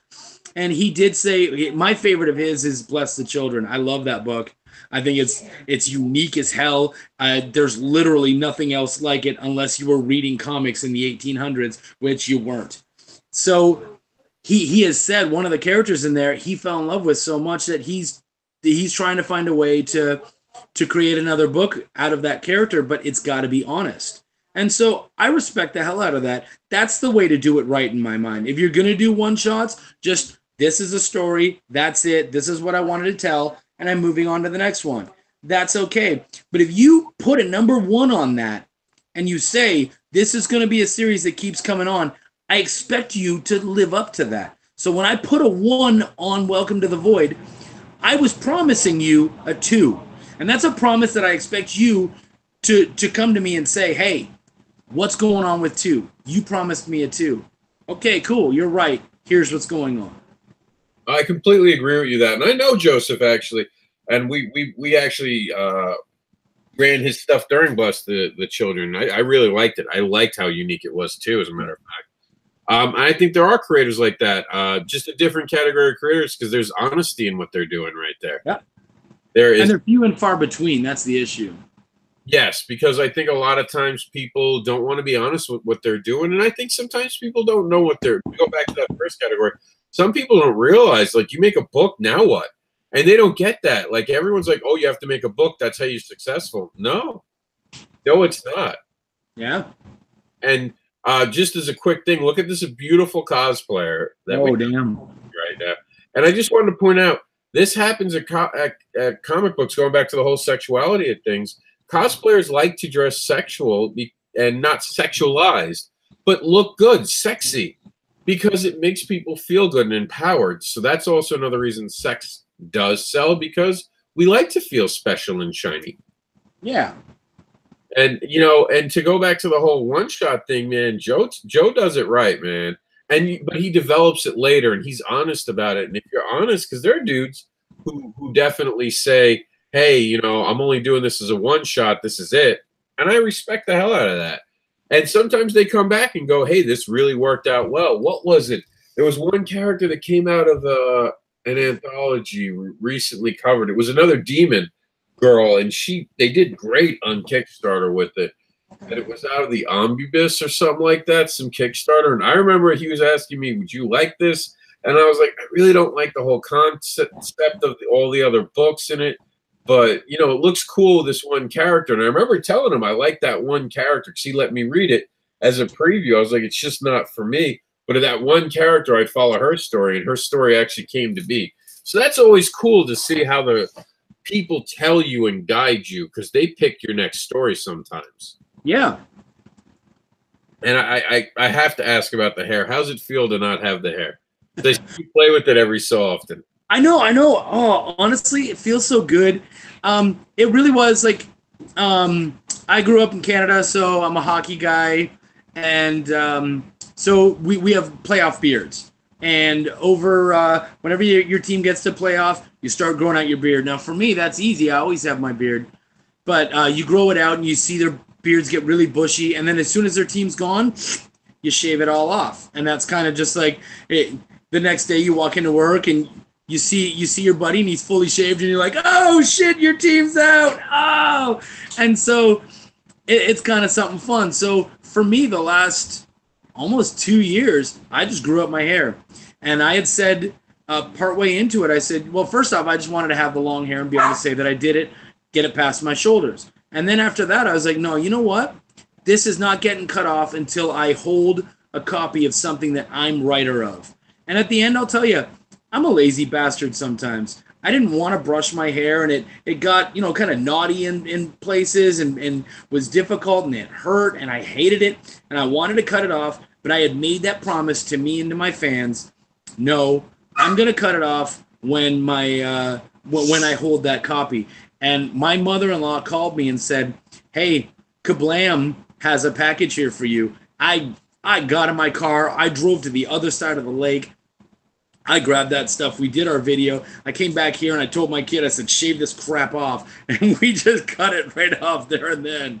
Did you donate your hair? It turns out that my hair couldn't be donated. There was some stuff going on. I wanted to, but it wasn't an option. So sadly, I just had to let it go. But it was the option. It was something I was going for. Yeah, man. And it's really cool to have that moment. And I just had that recently where I was on vacation last week. And the first book I had worked on like years ago finally came out, was printed. And it dawned on me, I was no longer just a self-published writer. I was a published writer. Someone else had published my work. I didn't pay for it. I wrote a story. They paid for everything. And I'm a published writer. I was like, and I worked on a couple anthologies that just did not go anywhere. And to be able to say I'm published was amazing. Yeah. Well, and that was the nice thing. Like, Welcome to the Void is like, it's so important to me. It's a very personal story. Like, there's so many personal things that I'm going to go into. It's going to be raw. So, and I like that. But it's self-published. And so there's a certain thing where you're like, yeah, you're published. Yeah, but I did that, But what was nice is that my first story that came out was done by Nerd Nation Presents, and they published that, which makes me a published writer. And that was just perfect. Like, I could get that off my shoulders right away. Yes, I'm a published writer. I didn't do that myself. They liked what I did, and they made it happen. And that feels fucking great. Now, of course, it's Monday. You know what that means, right? It means the news. It means the news for you. You want to go ahead and give it a try? I can start doing it. You want me to do it straight from here? Yeah, why not? We're live right now, right? I'm in. Okay, yeah, what time is it? So it's 5:39 right here. Right now I'm in Central Time. So I got about half an hour. So let's make this stuff happen. What's number one? Can you see it on the screen? I can. I'm also, I have my tablet on top of my laptop. Give me a quick second. I'm going to move this over, and I'm going to So I have it going on in the background. I actually had Indie Advocates in the background. Nice. Oh yeah, but then we talked and we chatted, so it kept disappearing. I won't say my password out loud because that's ridiculous. The other day, I typed in my password for Kickstarter, and I went back and later looked. I was like, wait, when I was typing in, did it show the letters? No, I almost started saying stuff, and I'm like, no, dude, shut up. Okay, so let me just start this bad boy right here. Okay, cool. All right, so first off, we have this cost view. We have this cosplayer of Domino. I love the cosplay stuff so much. And she does a really good job. So that's like the original kind of the original life field Domino. That's not from the movie. I like that one a lot. We gotta try to get more names for these people because it'd be really cool to show off their stuff. And then man, we're into this so quick. Welcome to the Void issue 1. That's my baby right there, guys. Yeah, it came out. It's doing really good. I would love for all of you to come check it out. It's definitely a different book, and I'm really trying to play into stuff that I'm not seeing. And I think when we write, it's really important to write. Rob and I were talking earlier about selling stuff and doing stuff that sells. And yeah, I'm not against that. I want to sell my stuff too, but I also feel that if you truly love something really truly important, it should be able to sell itself. And then that passion and everything that you put into it should sell itself. So I'm hoping that you guys, when you're finally able to get your books and read them and stuff, you feel that and you go, man, yeah, I want to see what's going on here. Because this first issue, really ends on a huge cliffhanger where you finish it. That last page, actually, the very last page of that book, it ends with like I said, a huge cliffhanger, and the first image that I had in my head when I originally conceptualized the book. So we're for our final. Sorry, I'm getting a little messed up here. For our final stretch goal, we're going to make that last page into an art print. And so you guys are going to be able to hold that. For me, it was so important when I saw that last page, it needed to speak to me. If I wasn't happy with that last page, the book never would have been able to come out. Because that to me is just, it's so hard to explain without you guys having read the book. But when you've read the book and you see that last page, you'll understand the importance of it. It will be iconic within itself, within the series. I'm not saying, it's going to be some touchstone, but it's going to be big. So I think having that as a print is going to be huge. So that's when we finally hit 3K, which we may not, but that's the aim. Why not, go big, right? So we're going to continue on. I guess this is a throwback. This week, Sin came to life. Sunday is the Sin of Sloth. Damn, just beautiful picture. I love everything that's going on with this right now. I'm trying to be able to read it here. Cosplayer Victoria Bell. So good, we got her name. And Joseph Alexi, which was probably the photographer. That's a throwback thread. I love that. Why did we stop doing the Sins? Were they just not working, or? It was complicated. Like, you'd have to line up the artists to be with it. Plus, then we walked away from the written Sins entire thing because we were getting religious blowback on the whole Sin thing. Really? Yeah, more than you'd expect. Like, being annoyed, Yeah. I never expected it, but I was getting like hate mail from church groups. Wow, people, pull the stick out of your asses. A sin is a sin. It's not inherently Christian or anything like that. And I mean, I hate that stuff, man. That's just, it's. But yeah, that's all right. And that was also one of the reasons we don't ask who people are with cosplayers anymore, is because every so often it was always some creepy guy who always had pictures of cosplayers in their profile like it was their pictures. Was always like, well, why are you trying to find these girls? And it was like to help them promote their pages. Like an innocent thing, but they tried to make it dirty. So I was like, okay, I'm done. That sucks. See, guys, this is why shitty people ruin good things. because honestly, like my daughter-in-law is trying to become her family actually. So my wife had a son, had two sons, and he married a woman who loves cosplaying and is trying to get into it. And they're cosplaying as a family, which is cute as shit. Little Jedis walking around and little Harley Quinns and stuff. Like, it's just so awesome. It's like, great. This thing is going to continue. I'm not afraid that this is going to end. And I love the idea of it. And so to hear people sullying that and making it harder on them, that just sucks, because I would love for them to be able to get their names out. And it would be so nice for indie advocates to be able to do that for these people. And so the fact that that's something that we can't do because there's assholes that are going to, predators and stuff, that just, man, that gets my goat.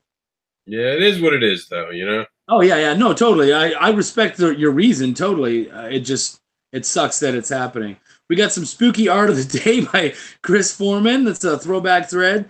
Guys, a lot of times I gloss over it, but when I'm doing it, check it out if you like it. And I mean, that's the whole point of the news right now, is that we're just kind of showing you these flashes and whatnot. If you like it, check it out. Speaking of liking something and checking it out, Skies Over Superior issue 1. I'm really excited about this. I've been on Lake Superior and I've been on icy lakes. And actually, that was the first story that I ended up publishing. What are you doing over there, buddy? Shh, you're crazy. My dog's crazy. What's up? Come say hi, buddy. Come say hi. What's going on? Yeah, you're a good boy. So, it was actually it was a horror story, and I'm not a horror guy, but my biggest fear is being trapped under ice. And so this story really sells it to me. And I'm from Ontario, which borders Lake Superior, so it's kind of cool that he and I are seeing things from a different side. I'm like, so wait, if the Giants are crossing Lake Superior to America, that means my people were holding more, we're holding these frost giants. Shit, I'm sorry. I have to apologize from all Canadians that we sent frost giants your way. So don't trust Canada. Don't. And you know what? Blame Canada. It's our fault for sure. So, but I mean, I jumped on this one pretty early on, and they're at 75% funding right now. So, I mean, only like a week or a week and a half or so in. So good for them. I mean, good for Josh. Josh, like I said, Josh is a really good guy. He does care about the community, and he does good work. I mean, you can't, like, if you do good work, whether you're an asshole or not, which Josh is not, if you do good work, it speaks for itself. And so I am excited about this. And there's also a lot of musical tie-ins with it, which is exciting all in and of itself. So definitely there's layers to this book that I think you need to check out, even if just the idea of the frost giants and stuff doesn't speak to you. There's the folk music. There's all that other stuff.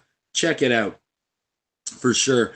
We're going to check out this next one. You were actually showing this video real quick, The Lost Kid Seeking Samarkand, Part 1. At one point while you and I were talking, that video was playing in the background. That art is beautiful. I'm really going to check this one out. Is this a Kickstarter? Do you know? Yeah, it is. It's from Philippe Cagno. Okay. So, I mean, I'm you guys know me. I'm a magic guy. And this looks really exciting. It almost looks like it has some steampunk appeal to it. So different and awesome. You have to check out the video. If you want, we can call up the video and watch it live right now. Let's do it up. Yeah, I'd love to do that. I really enjoyed watching the video. And Philippe, for those who know the name but can't really place it right now, he did the Few and the Curse. The redhead that I'm always talking about is so amazing. Oh, cool. That was the post-apocalyptic cowboy kind of thing, wasn't it? Similar, yeah. It wasn't post-apocalyptic. It was set in the past, but it definitely looks like it could be a future too, but this is actually a little bit more towards the past, but it was awesome. You definitely need to check it out. Let's get this video playing and actually give it some volume, and we'll get to hear it, but definitely worth the watch. Okay.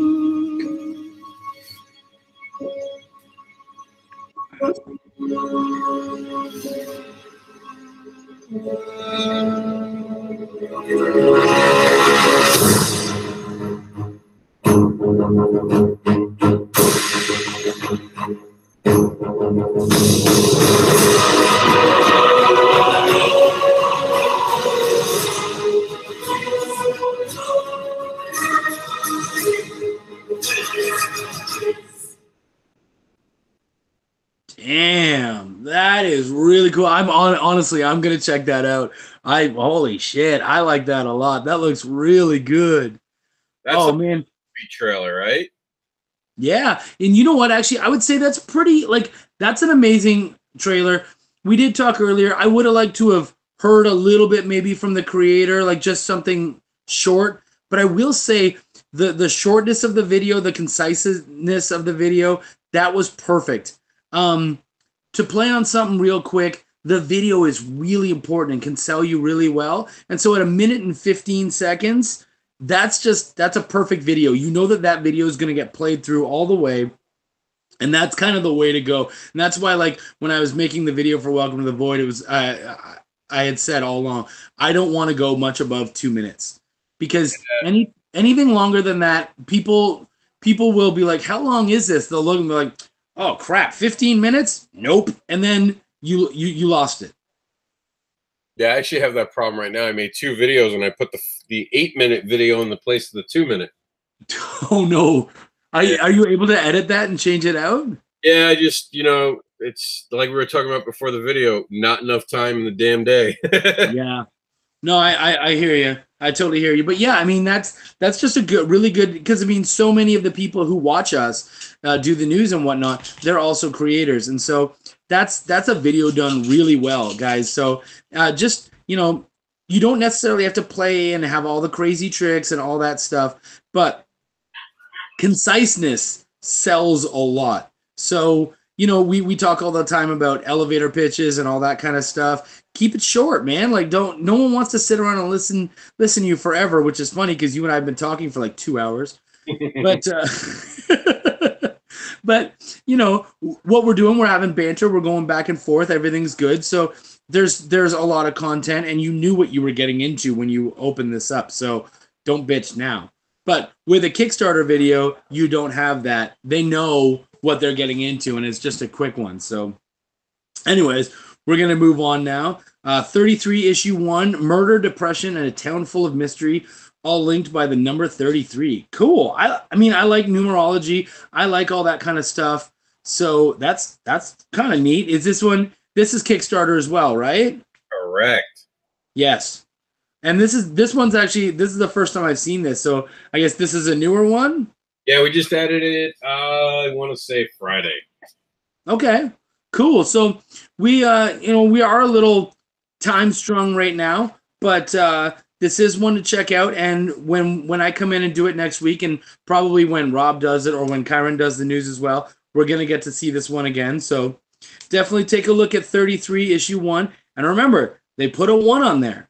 So they promised you that they're going to keep coming back.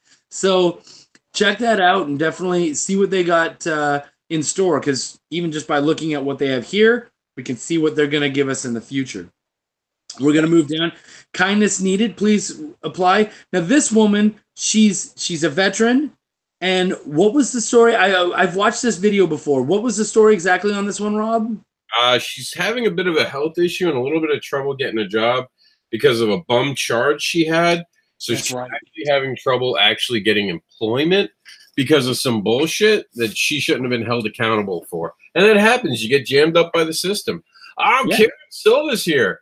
I'm doing another one. I don't know, Karen, are you doing another one? Karen Silva's saying, I'm doing another one. I don't know, but the nice thing about Kyron is he put 1 on Saw, and now he's bringing out 2. So, I assume he's going to keep doing the news. Yeah, I would. You got to keep doing it now. Chuck said it. I didn't want to force you, but Chuck did. It's his fault, Karen. You're just now the Friday guy. Sorry, buddy. I'm a dick like that. That's how it goes down. We're going to keep going. Video, though, since he's here, right? For which? For his Kickstarter. Yeah. Let's jump ahead and do that right now. Yeah. Let's show Saw. So stick around, Kyron. You can watch us talk a little bit about Saw. Let's just jump straight to that one. Yeah, let's bring him on since he's here. He's actually sharing right now and promoting indie small press comic group. I actually get the updates in my emails. Yeah, me too. And you know what? Something before we show his video, something to say about him is that he is a sharer. Like, he is someone who shows off all of the indie stuff. He's been amazing for the community. I love that dude very much. And this book is hovering right around 50% in its first week, which is really good, right? Is that at 50%? Yeah. I think he's more now. We'll go straight to actually the horse's mouth on Kickstarter. I think he was at 75. I could have sworn I saw him posting 75. No, 50%. Yeah, so that's good. It was Josh Powell that was 75, right? Yeah, that's Skies Over Superior. But 50% in your first week, that's fantastic. Just keep going with that. I don't see why this one won't be funded. Let's watch this video. All right, here we go.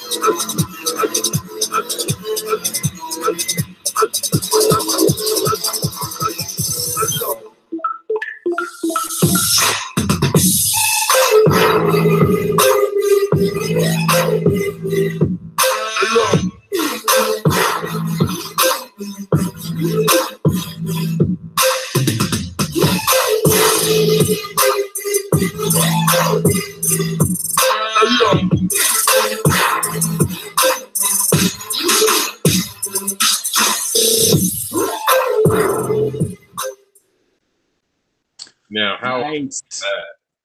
I like that. Honestly, I like that video. I don't know if you can tell, but I was bobbing my head during it. It's really good. One thing I want to talk about, Saw, while we're still kind of on that topic, you don't have to show it off, but just while we're still on the topic of Saw, what I really liked about Kyron handling the second issue is that myself and some other reviewers, we talked about what we enjoyed about it and what we were hoping to see in the future. And I remember him saying, damn, you know what? I didn't think about that. And he actually went back and made changes to issue 2 because he realized that those things are important to the fans and the things that he hadn't necessarily focused on. And the thing is that as writers, often you kind of, your head gets up your own ass. You think about the stuff that you're doing and what you want out of the book, and you forget you're not just writing that book for you. You're writing that book for your fans. And that doesn't mean we have to do fan service, but it means if they bring up something real that you're like, oh, yeah, you're right. Like, we really do need more of that. He addressed that right away, and I respect that a lot. That's not easy to do. He very easily could have been like, no, it's done. I'm sticking with it. I like Kyron, and I like what he's doing. I think he's going about it the right way. So I believe this is going to fund, and I want to see you guys help make it happen. Yeah, man. And I'm trying to see if we can bring him on to talk about it too. But I really dig the hell out of the fact that he said he made the whole video on his phone. How cool is that? Whoa, did he? I didn't know that. Did he really do that? Said it right now in the comment section. He said, I made the video on the phone. I was like, no way. So I'm trying to get him on to see if we can actually verify, like, wow, just all that on an iPhone. That's really kick-ass. I mean, I hate Apple, but I'd get a damn iPhone just to be able to do that. I used to hate Apple too until I got an Apple and I can intermingle my files with all the different computers, so it does help. Yeah. Yeah, I'm technologically ridiculous, so I'll have a hard time making the jump. If I ever do, I mean, we'll see in the future. I'm going to keep going with the news, but if you get Kyron on, let me know, and we'll jump straight to that, and we'll talk to him. Very cool. All right. Yeah, hit it up.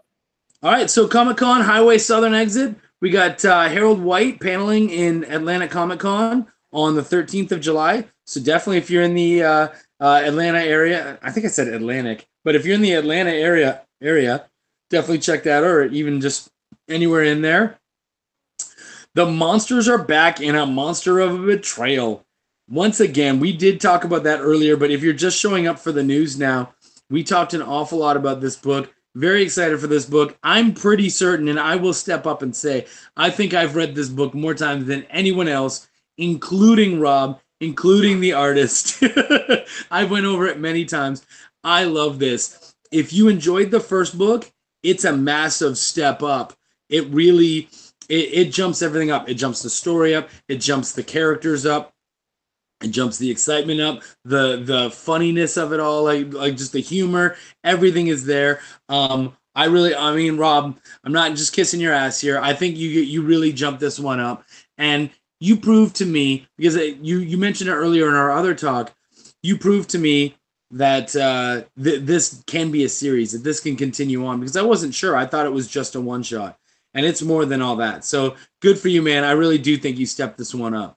And it's interesting because there's a crossover coming this week with another one of my properties in this book, isn't there? I was telling you off camera about that. Crap. You know what, honestly, we've talked about so many things now. Oh yeah.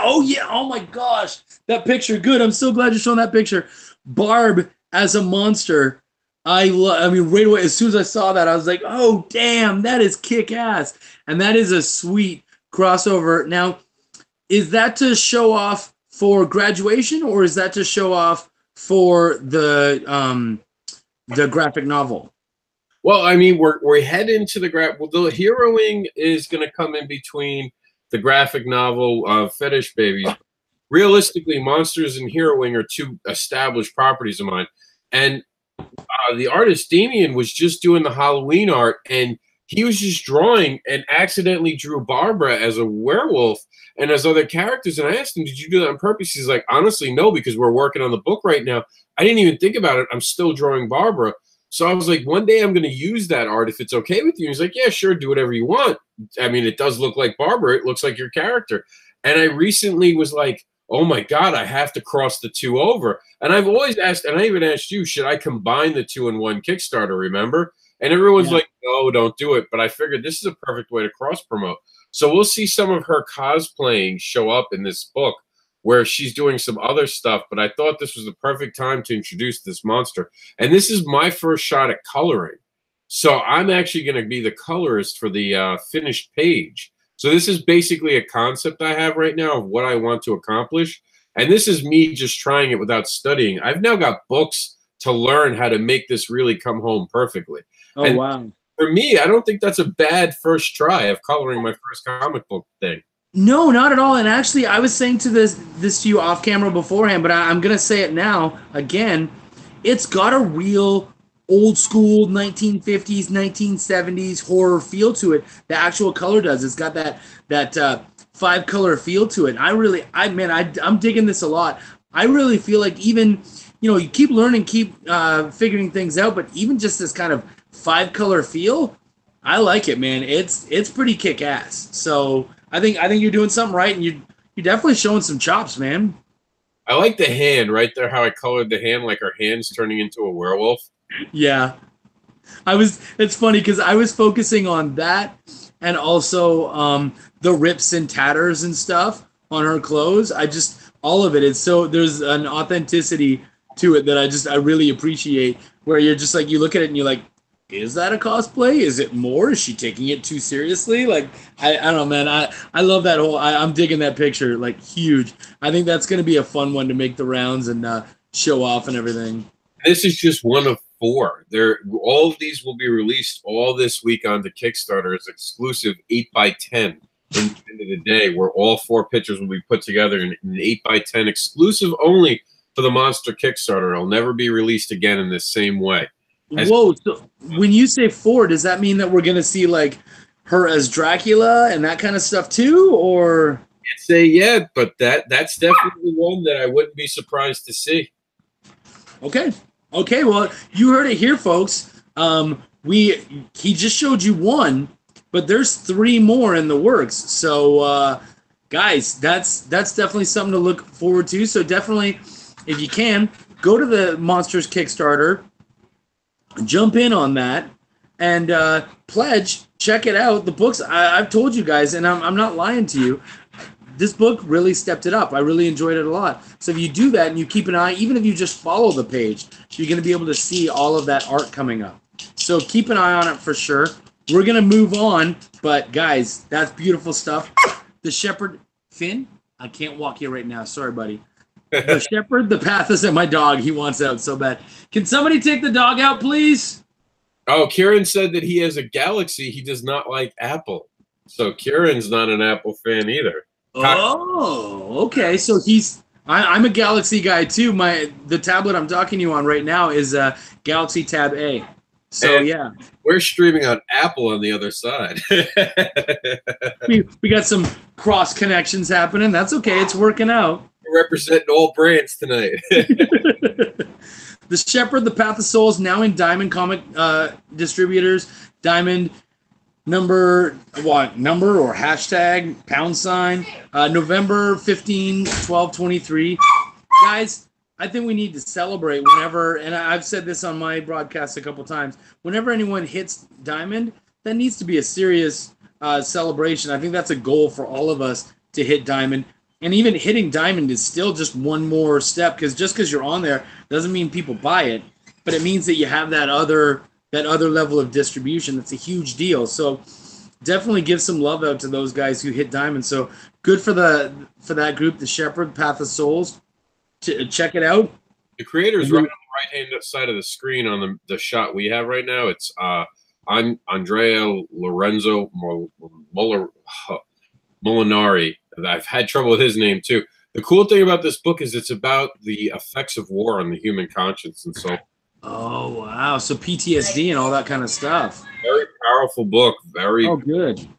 Good. And we were talking earlier about the importance of drama and actual emotion and whatnot. So good. I'm glad to see that more of that's coming out. Good job, guys. That's fantastic. What is Kickstarter? That's the video you did yesterday. You ended up, that was the 15-minute video that basically turned into 2 1-hour videos. Yep. I love that. So guys, definitely check that out. That's important. Just to kind of see some ideas of what's going on the platform, what it's being used for.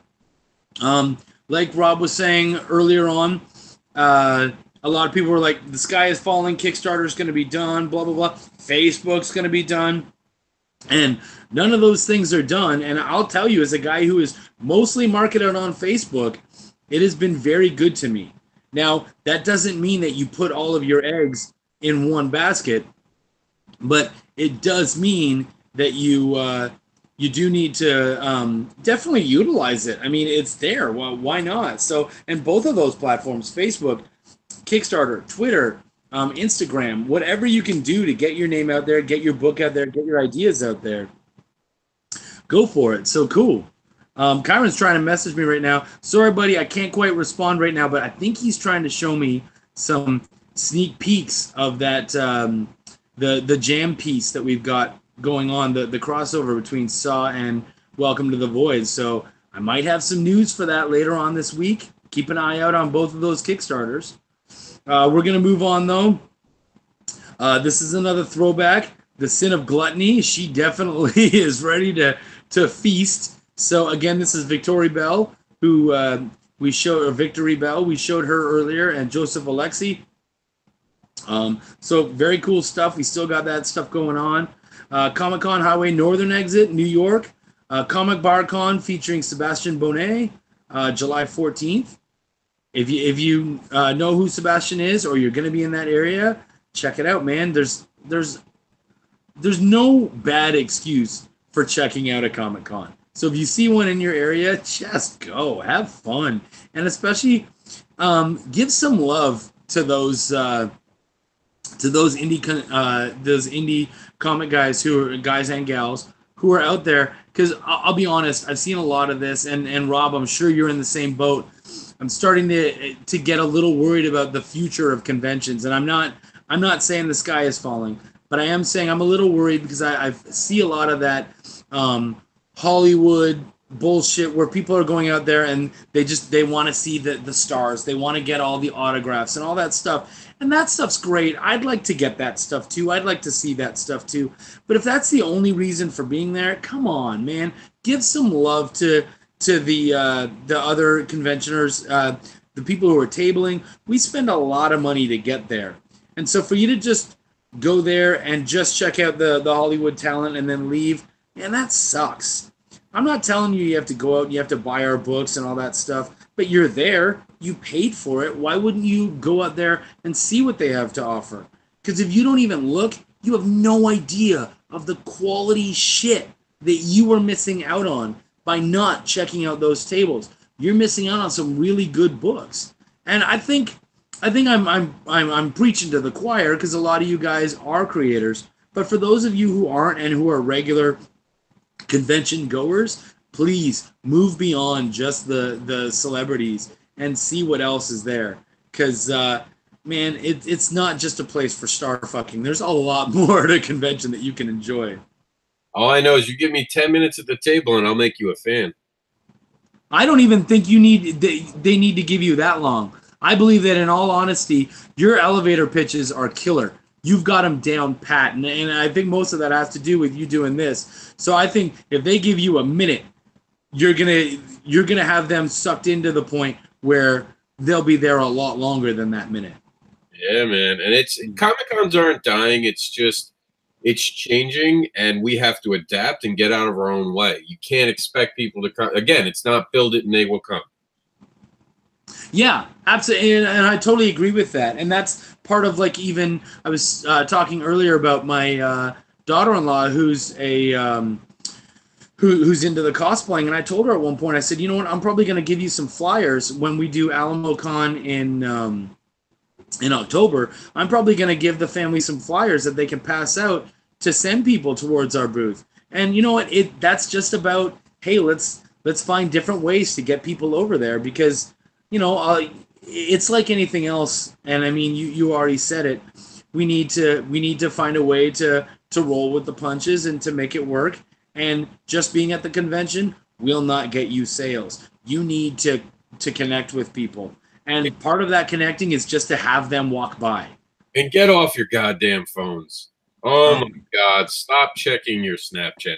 If you see me on my phone at a convention, it's either incredibly important or I'm swiping a credit card. Those are the only reasons, as far as I'm concerned, to be on the phone. Is there's an emergency or I'm making a sale. Same thing for me. I only respond when people are tagging me in something and I'm told it's important. I have to look, and I'll get messages. And I was at a con recently, and a creator we both know was literally bullying some people I knew in a thread. And I was like, I don't have time to police this thread. I'm sorry. Act like adults or do whatever you want. I don't have time for this. Yep. Yeah, and honestly, it's not an emergency. You guys are all, we're all adults here. Just stop responding, stop reading. You know, I mean, that's an option that you have that people just don't use. So yeah, no, I'm with you on that. I would have told them too. Sorry guys, screw it. I'm making actual sales here. I can't afford to be your parent. You've got your own parents to deal with. Yeah, and remember, when you're at a table too, it's not just about the financial reward, it's about building that base. I have people who show up at cons now constantly to talk to me, to buy my next book. And the first 2 times they saw me at a con, they didn't buy anything. But now they're fans of mine. So never forget, you're buying a table not to sell books, but to build an audience.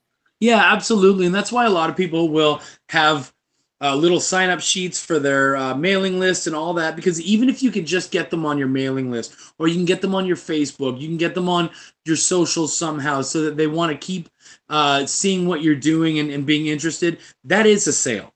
Like you've already sold yourself to them, even if they didn't buy anything.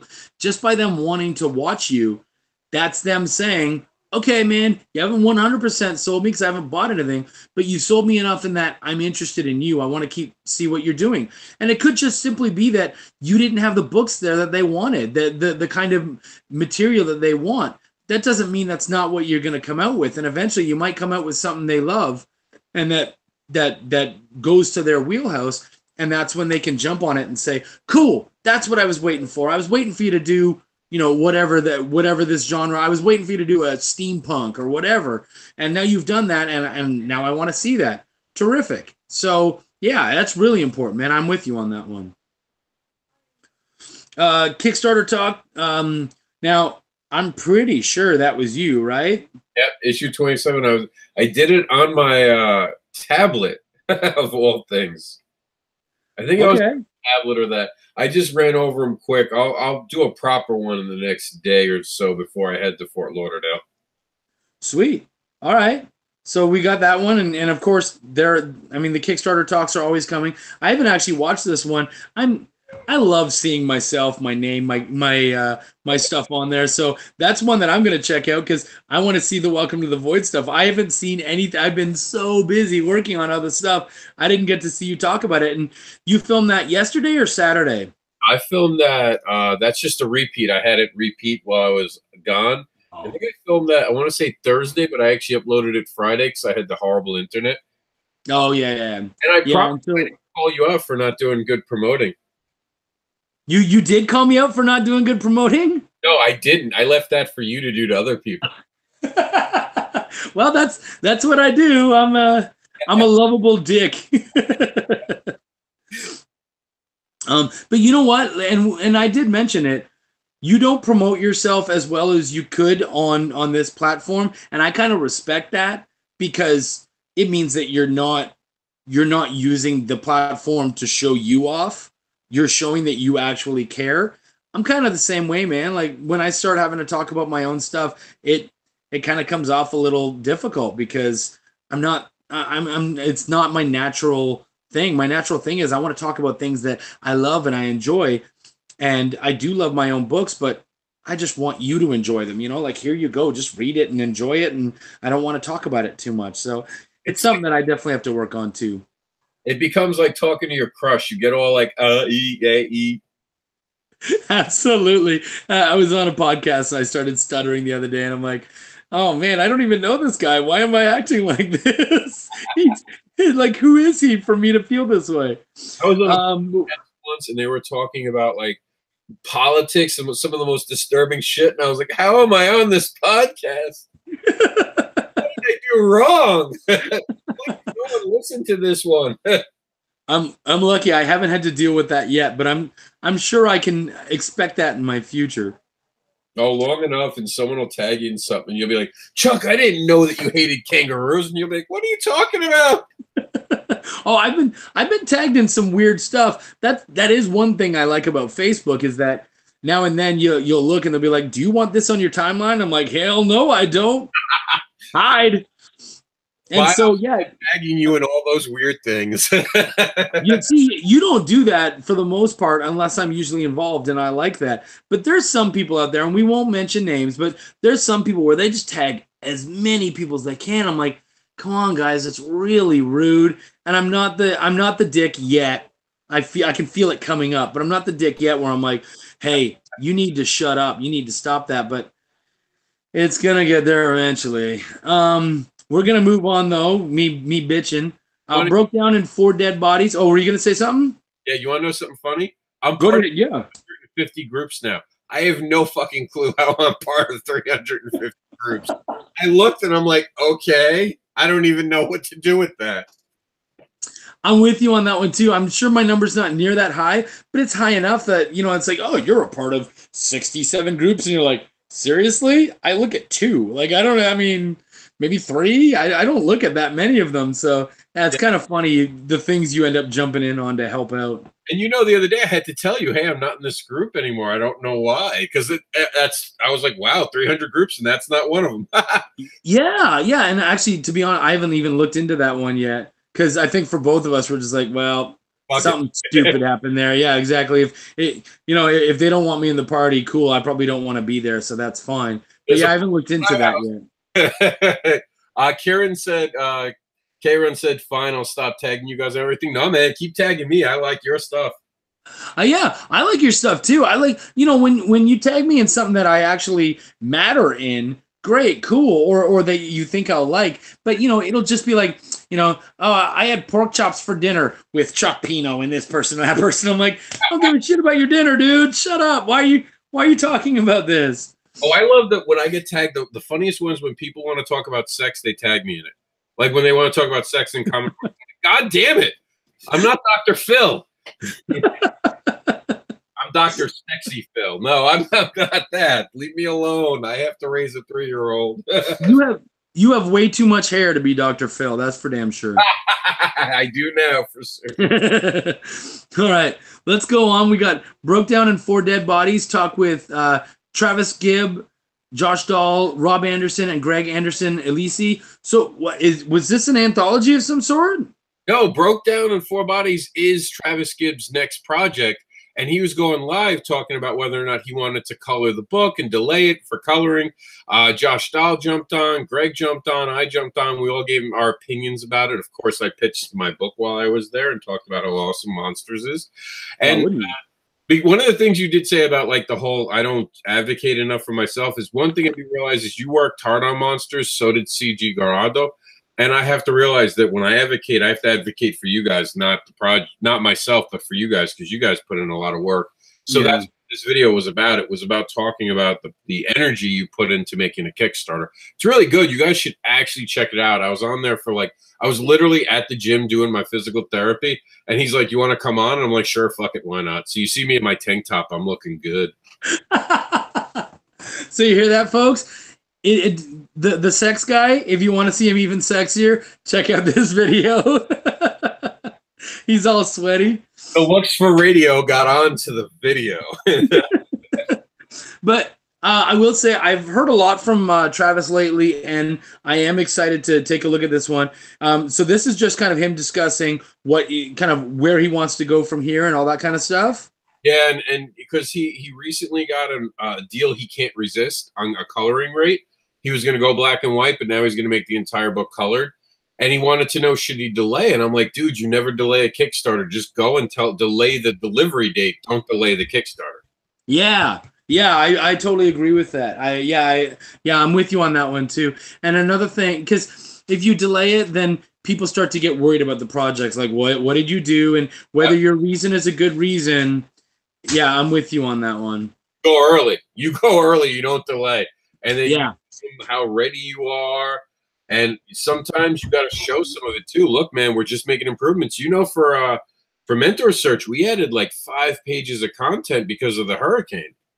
Yep.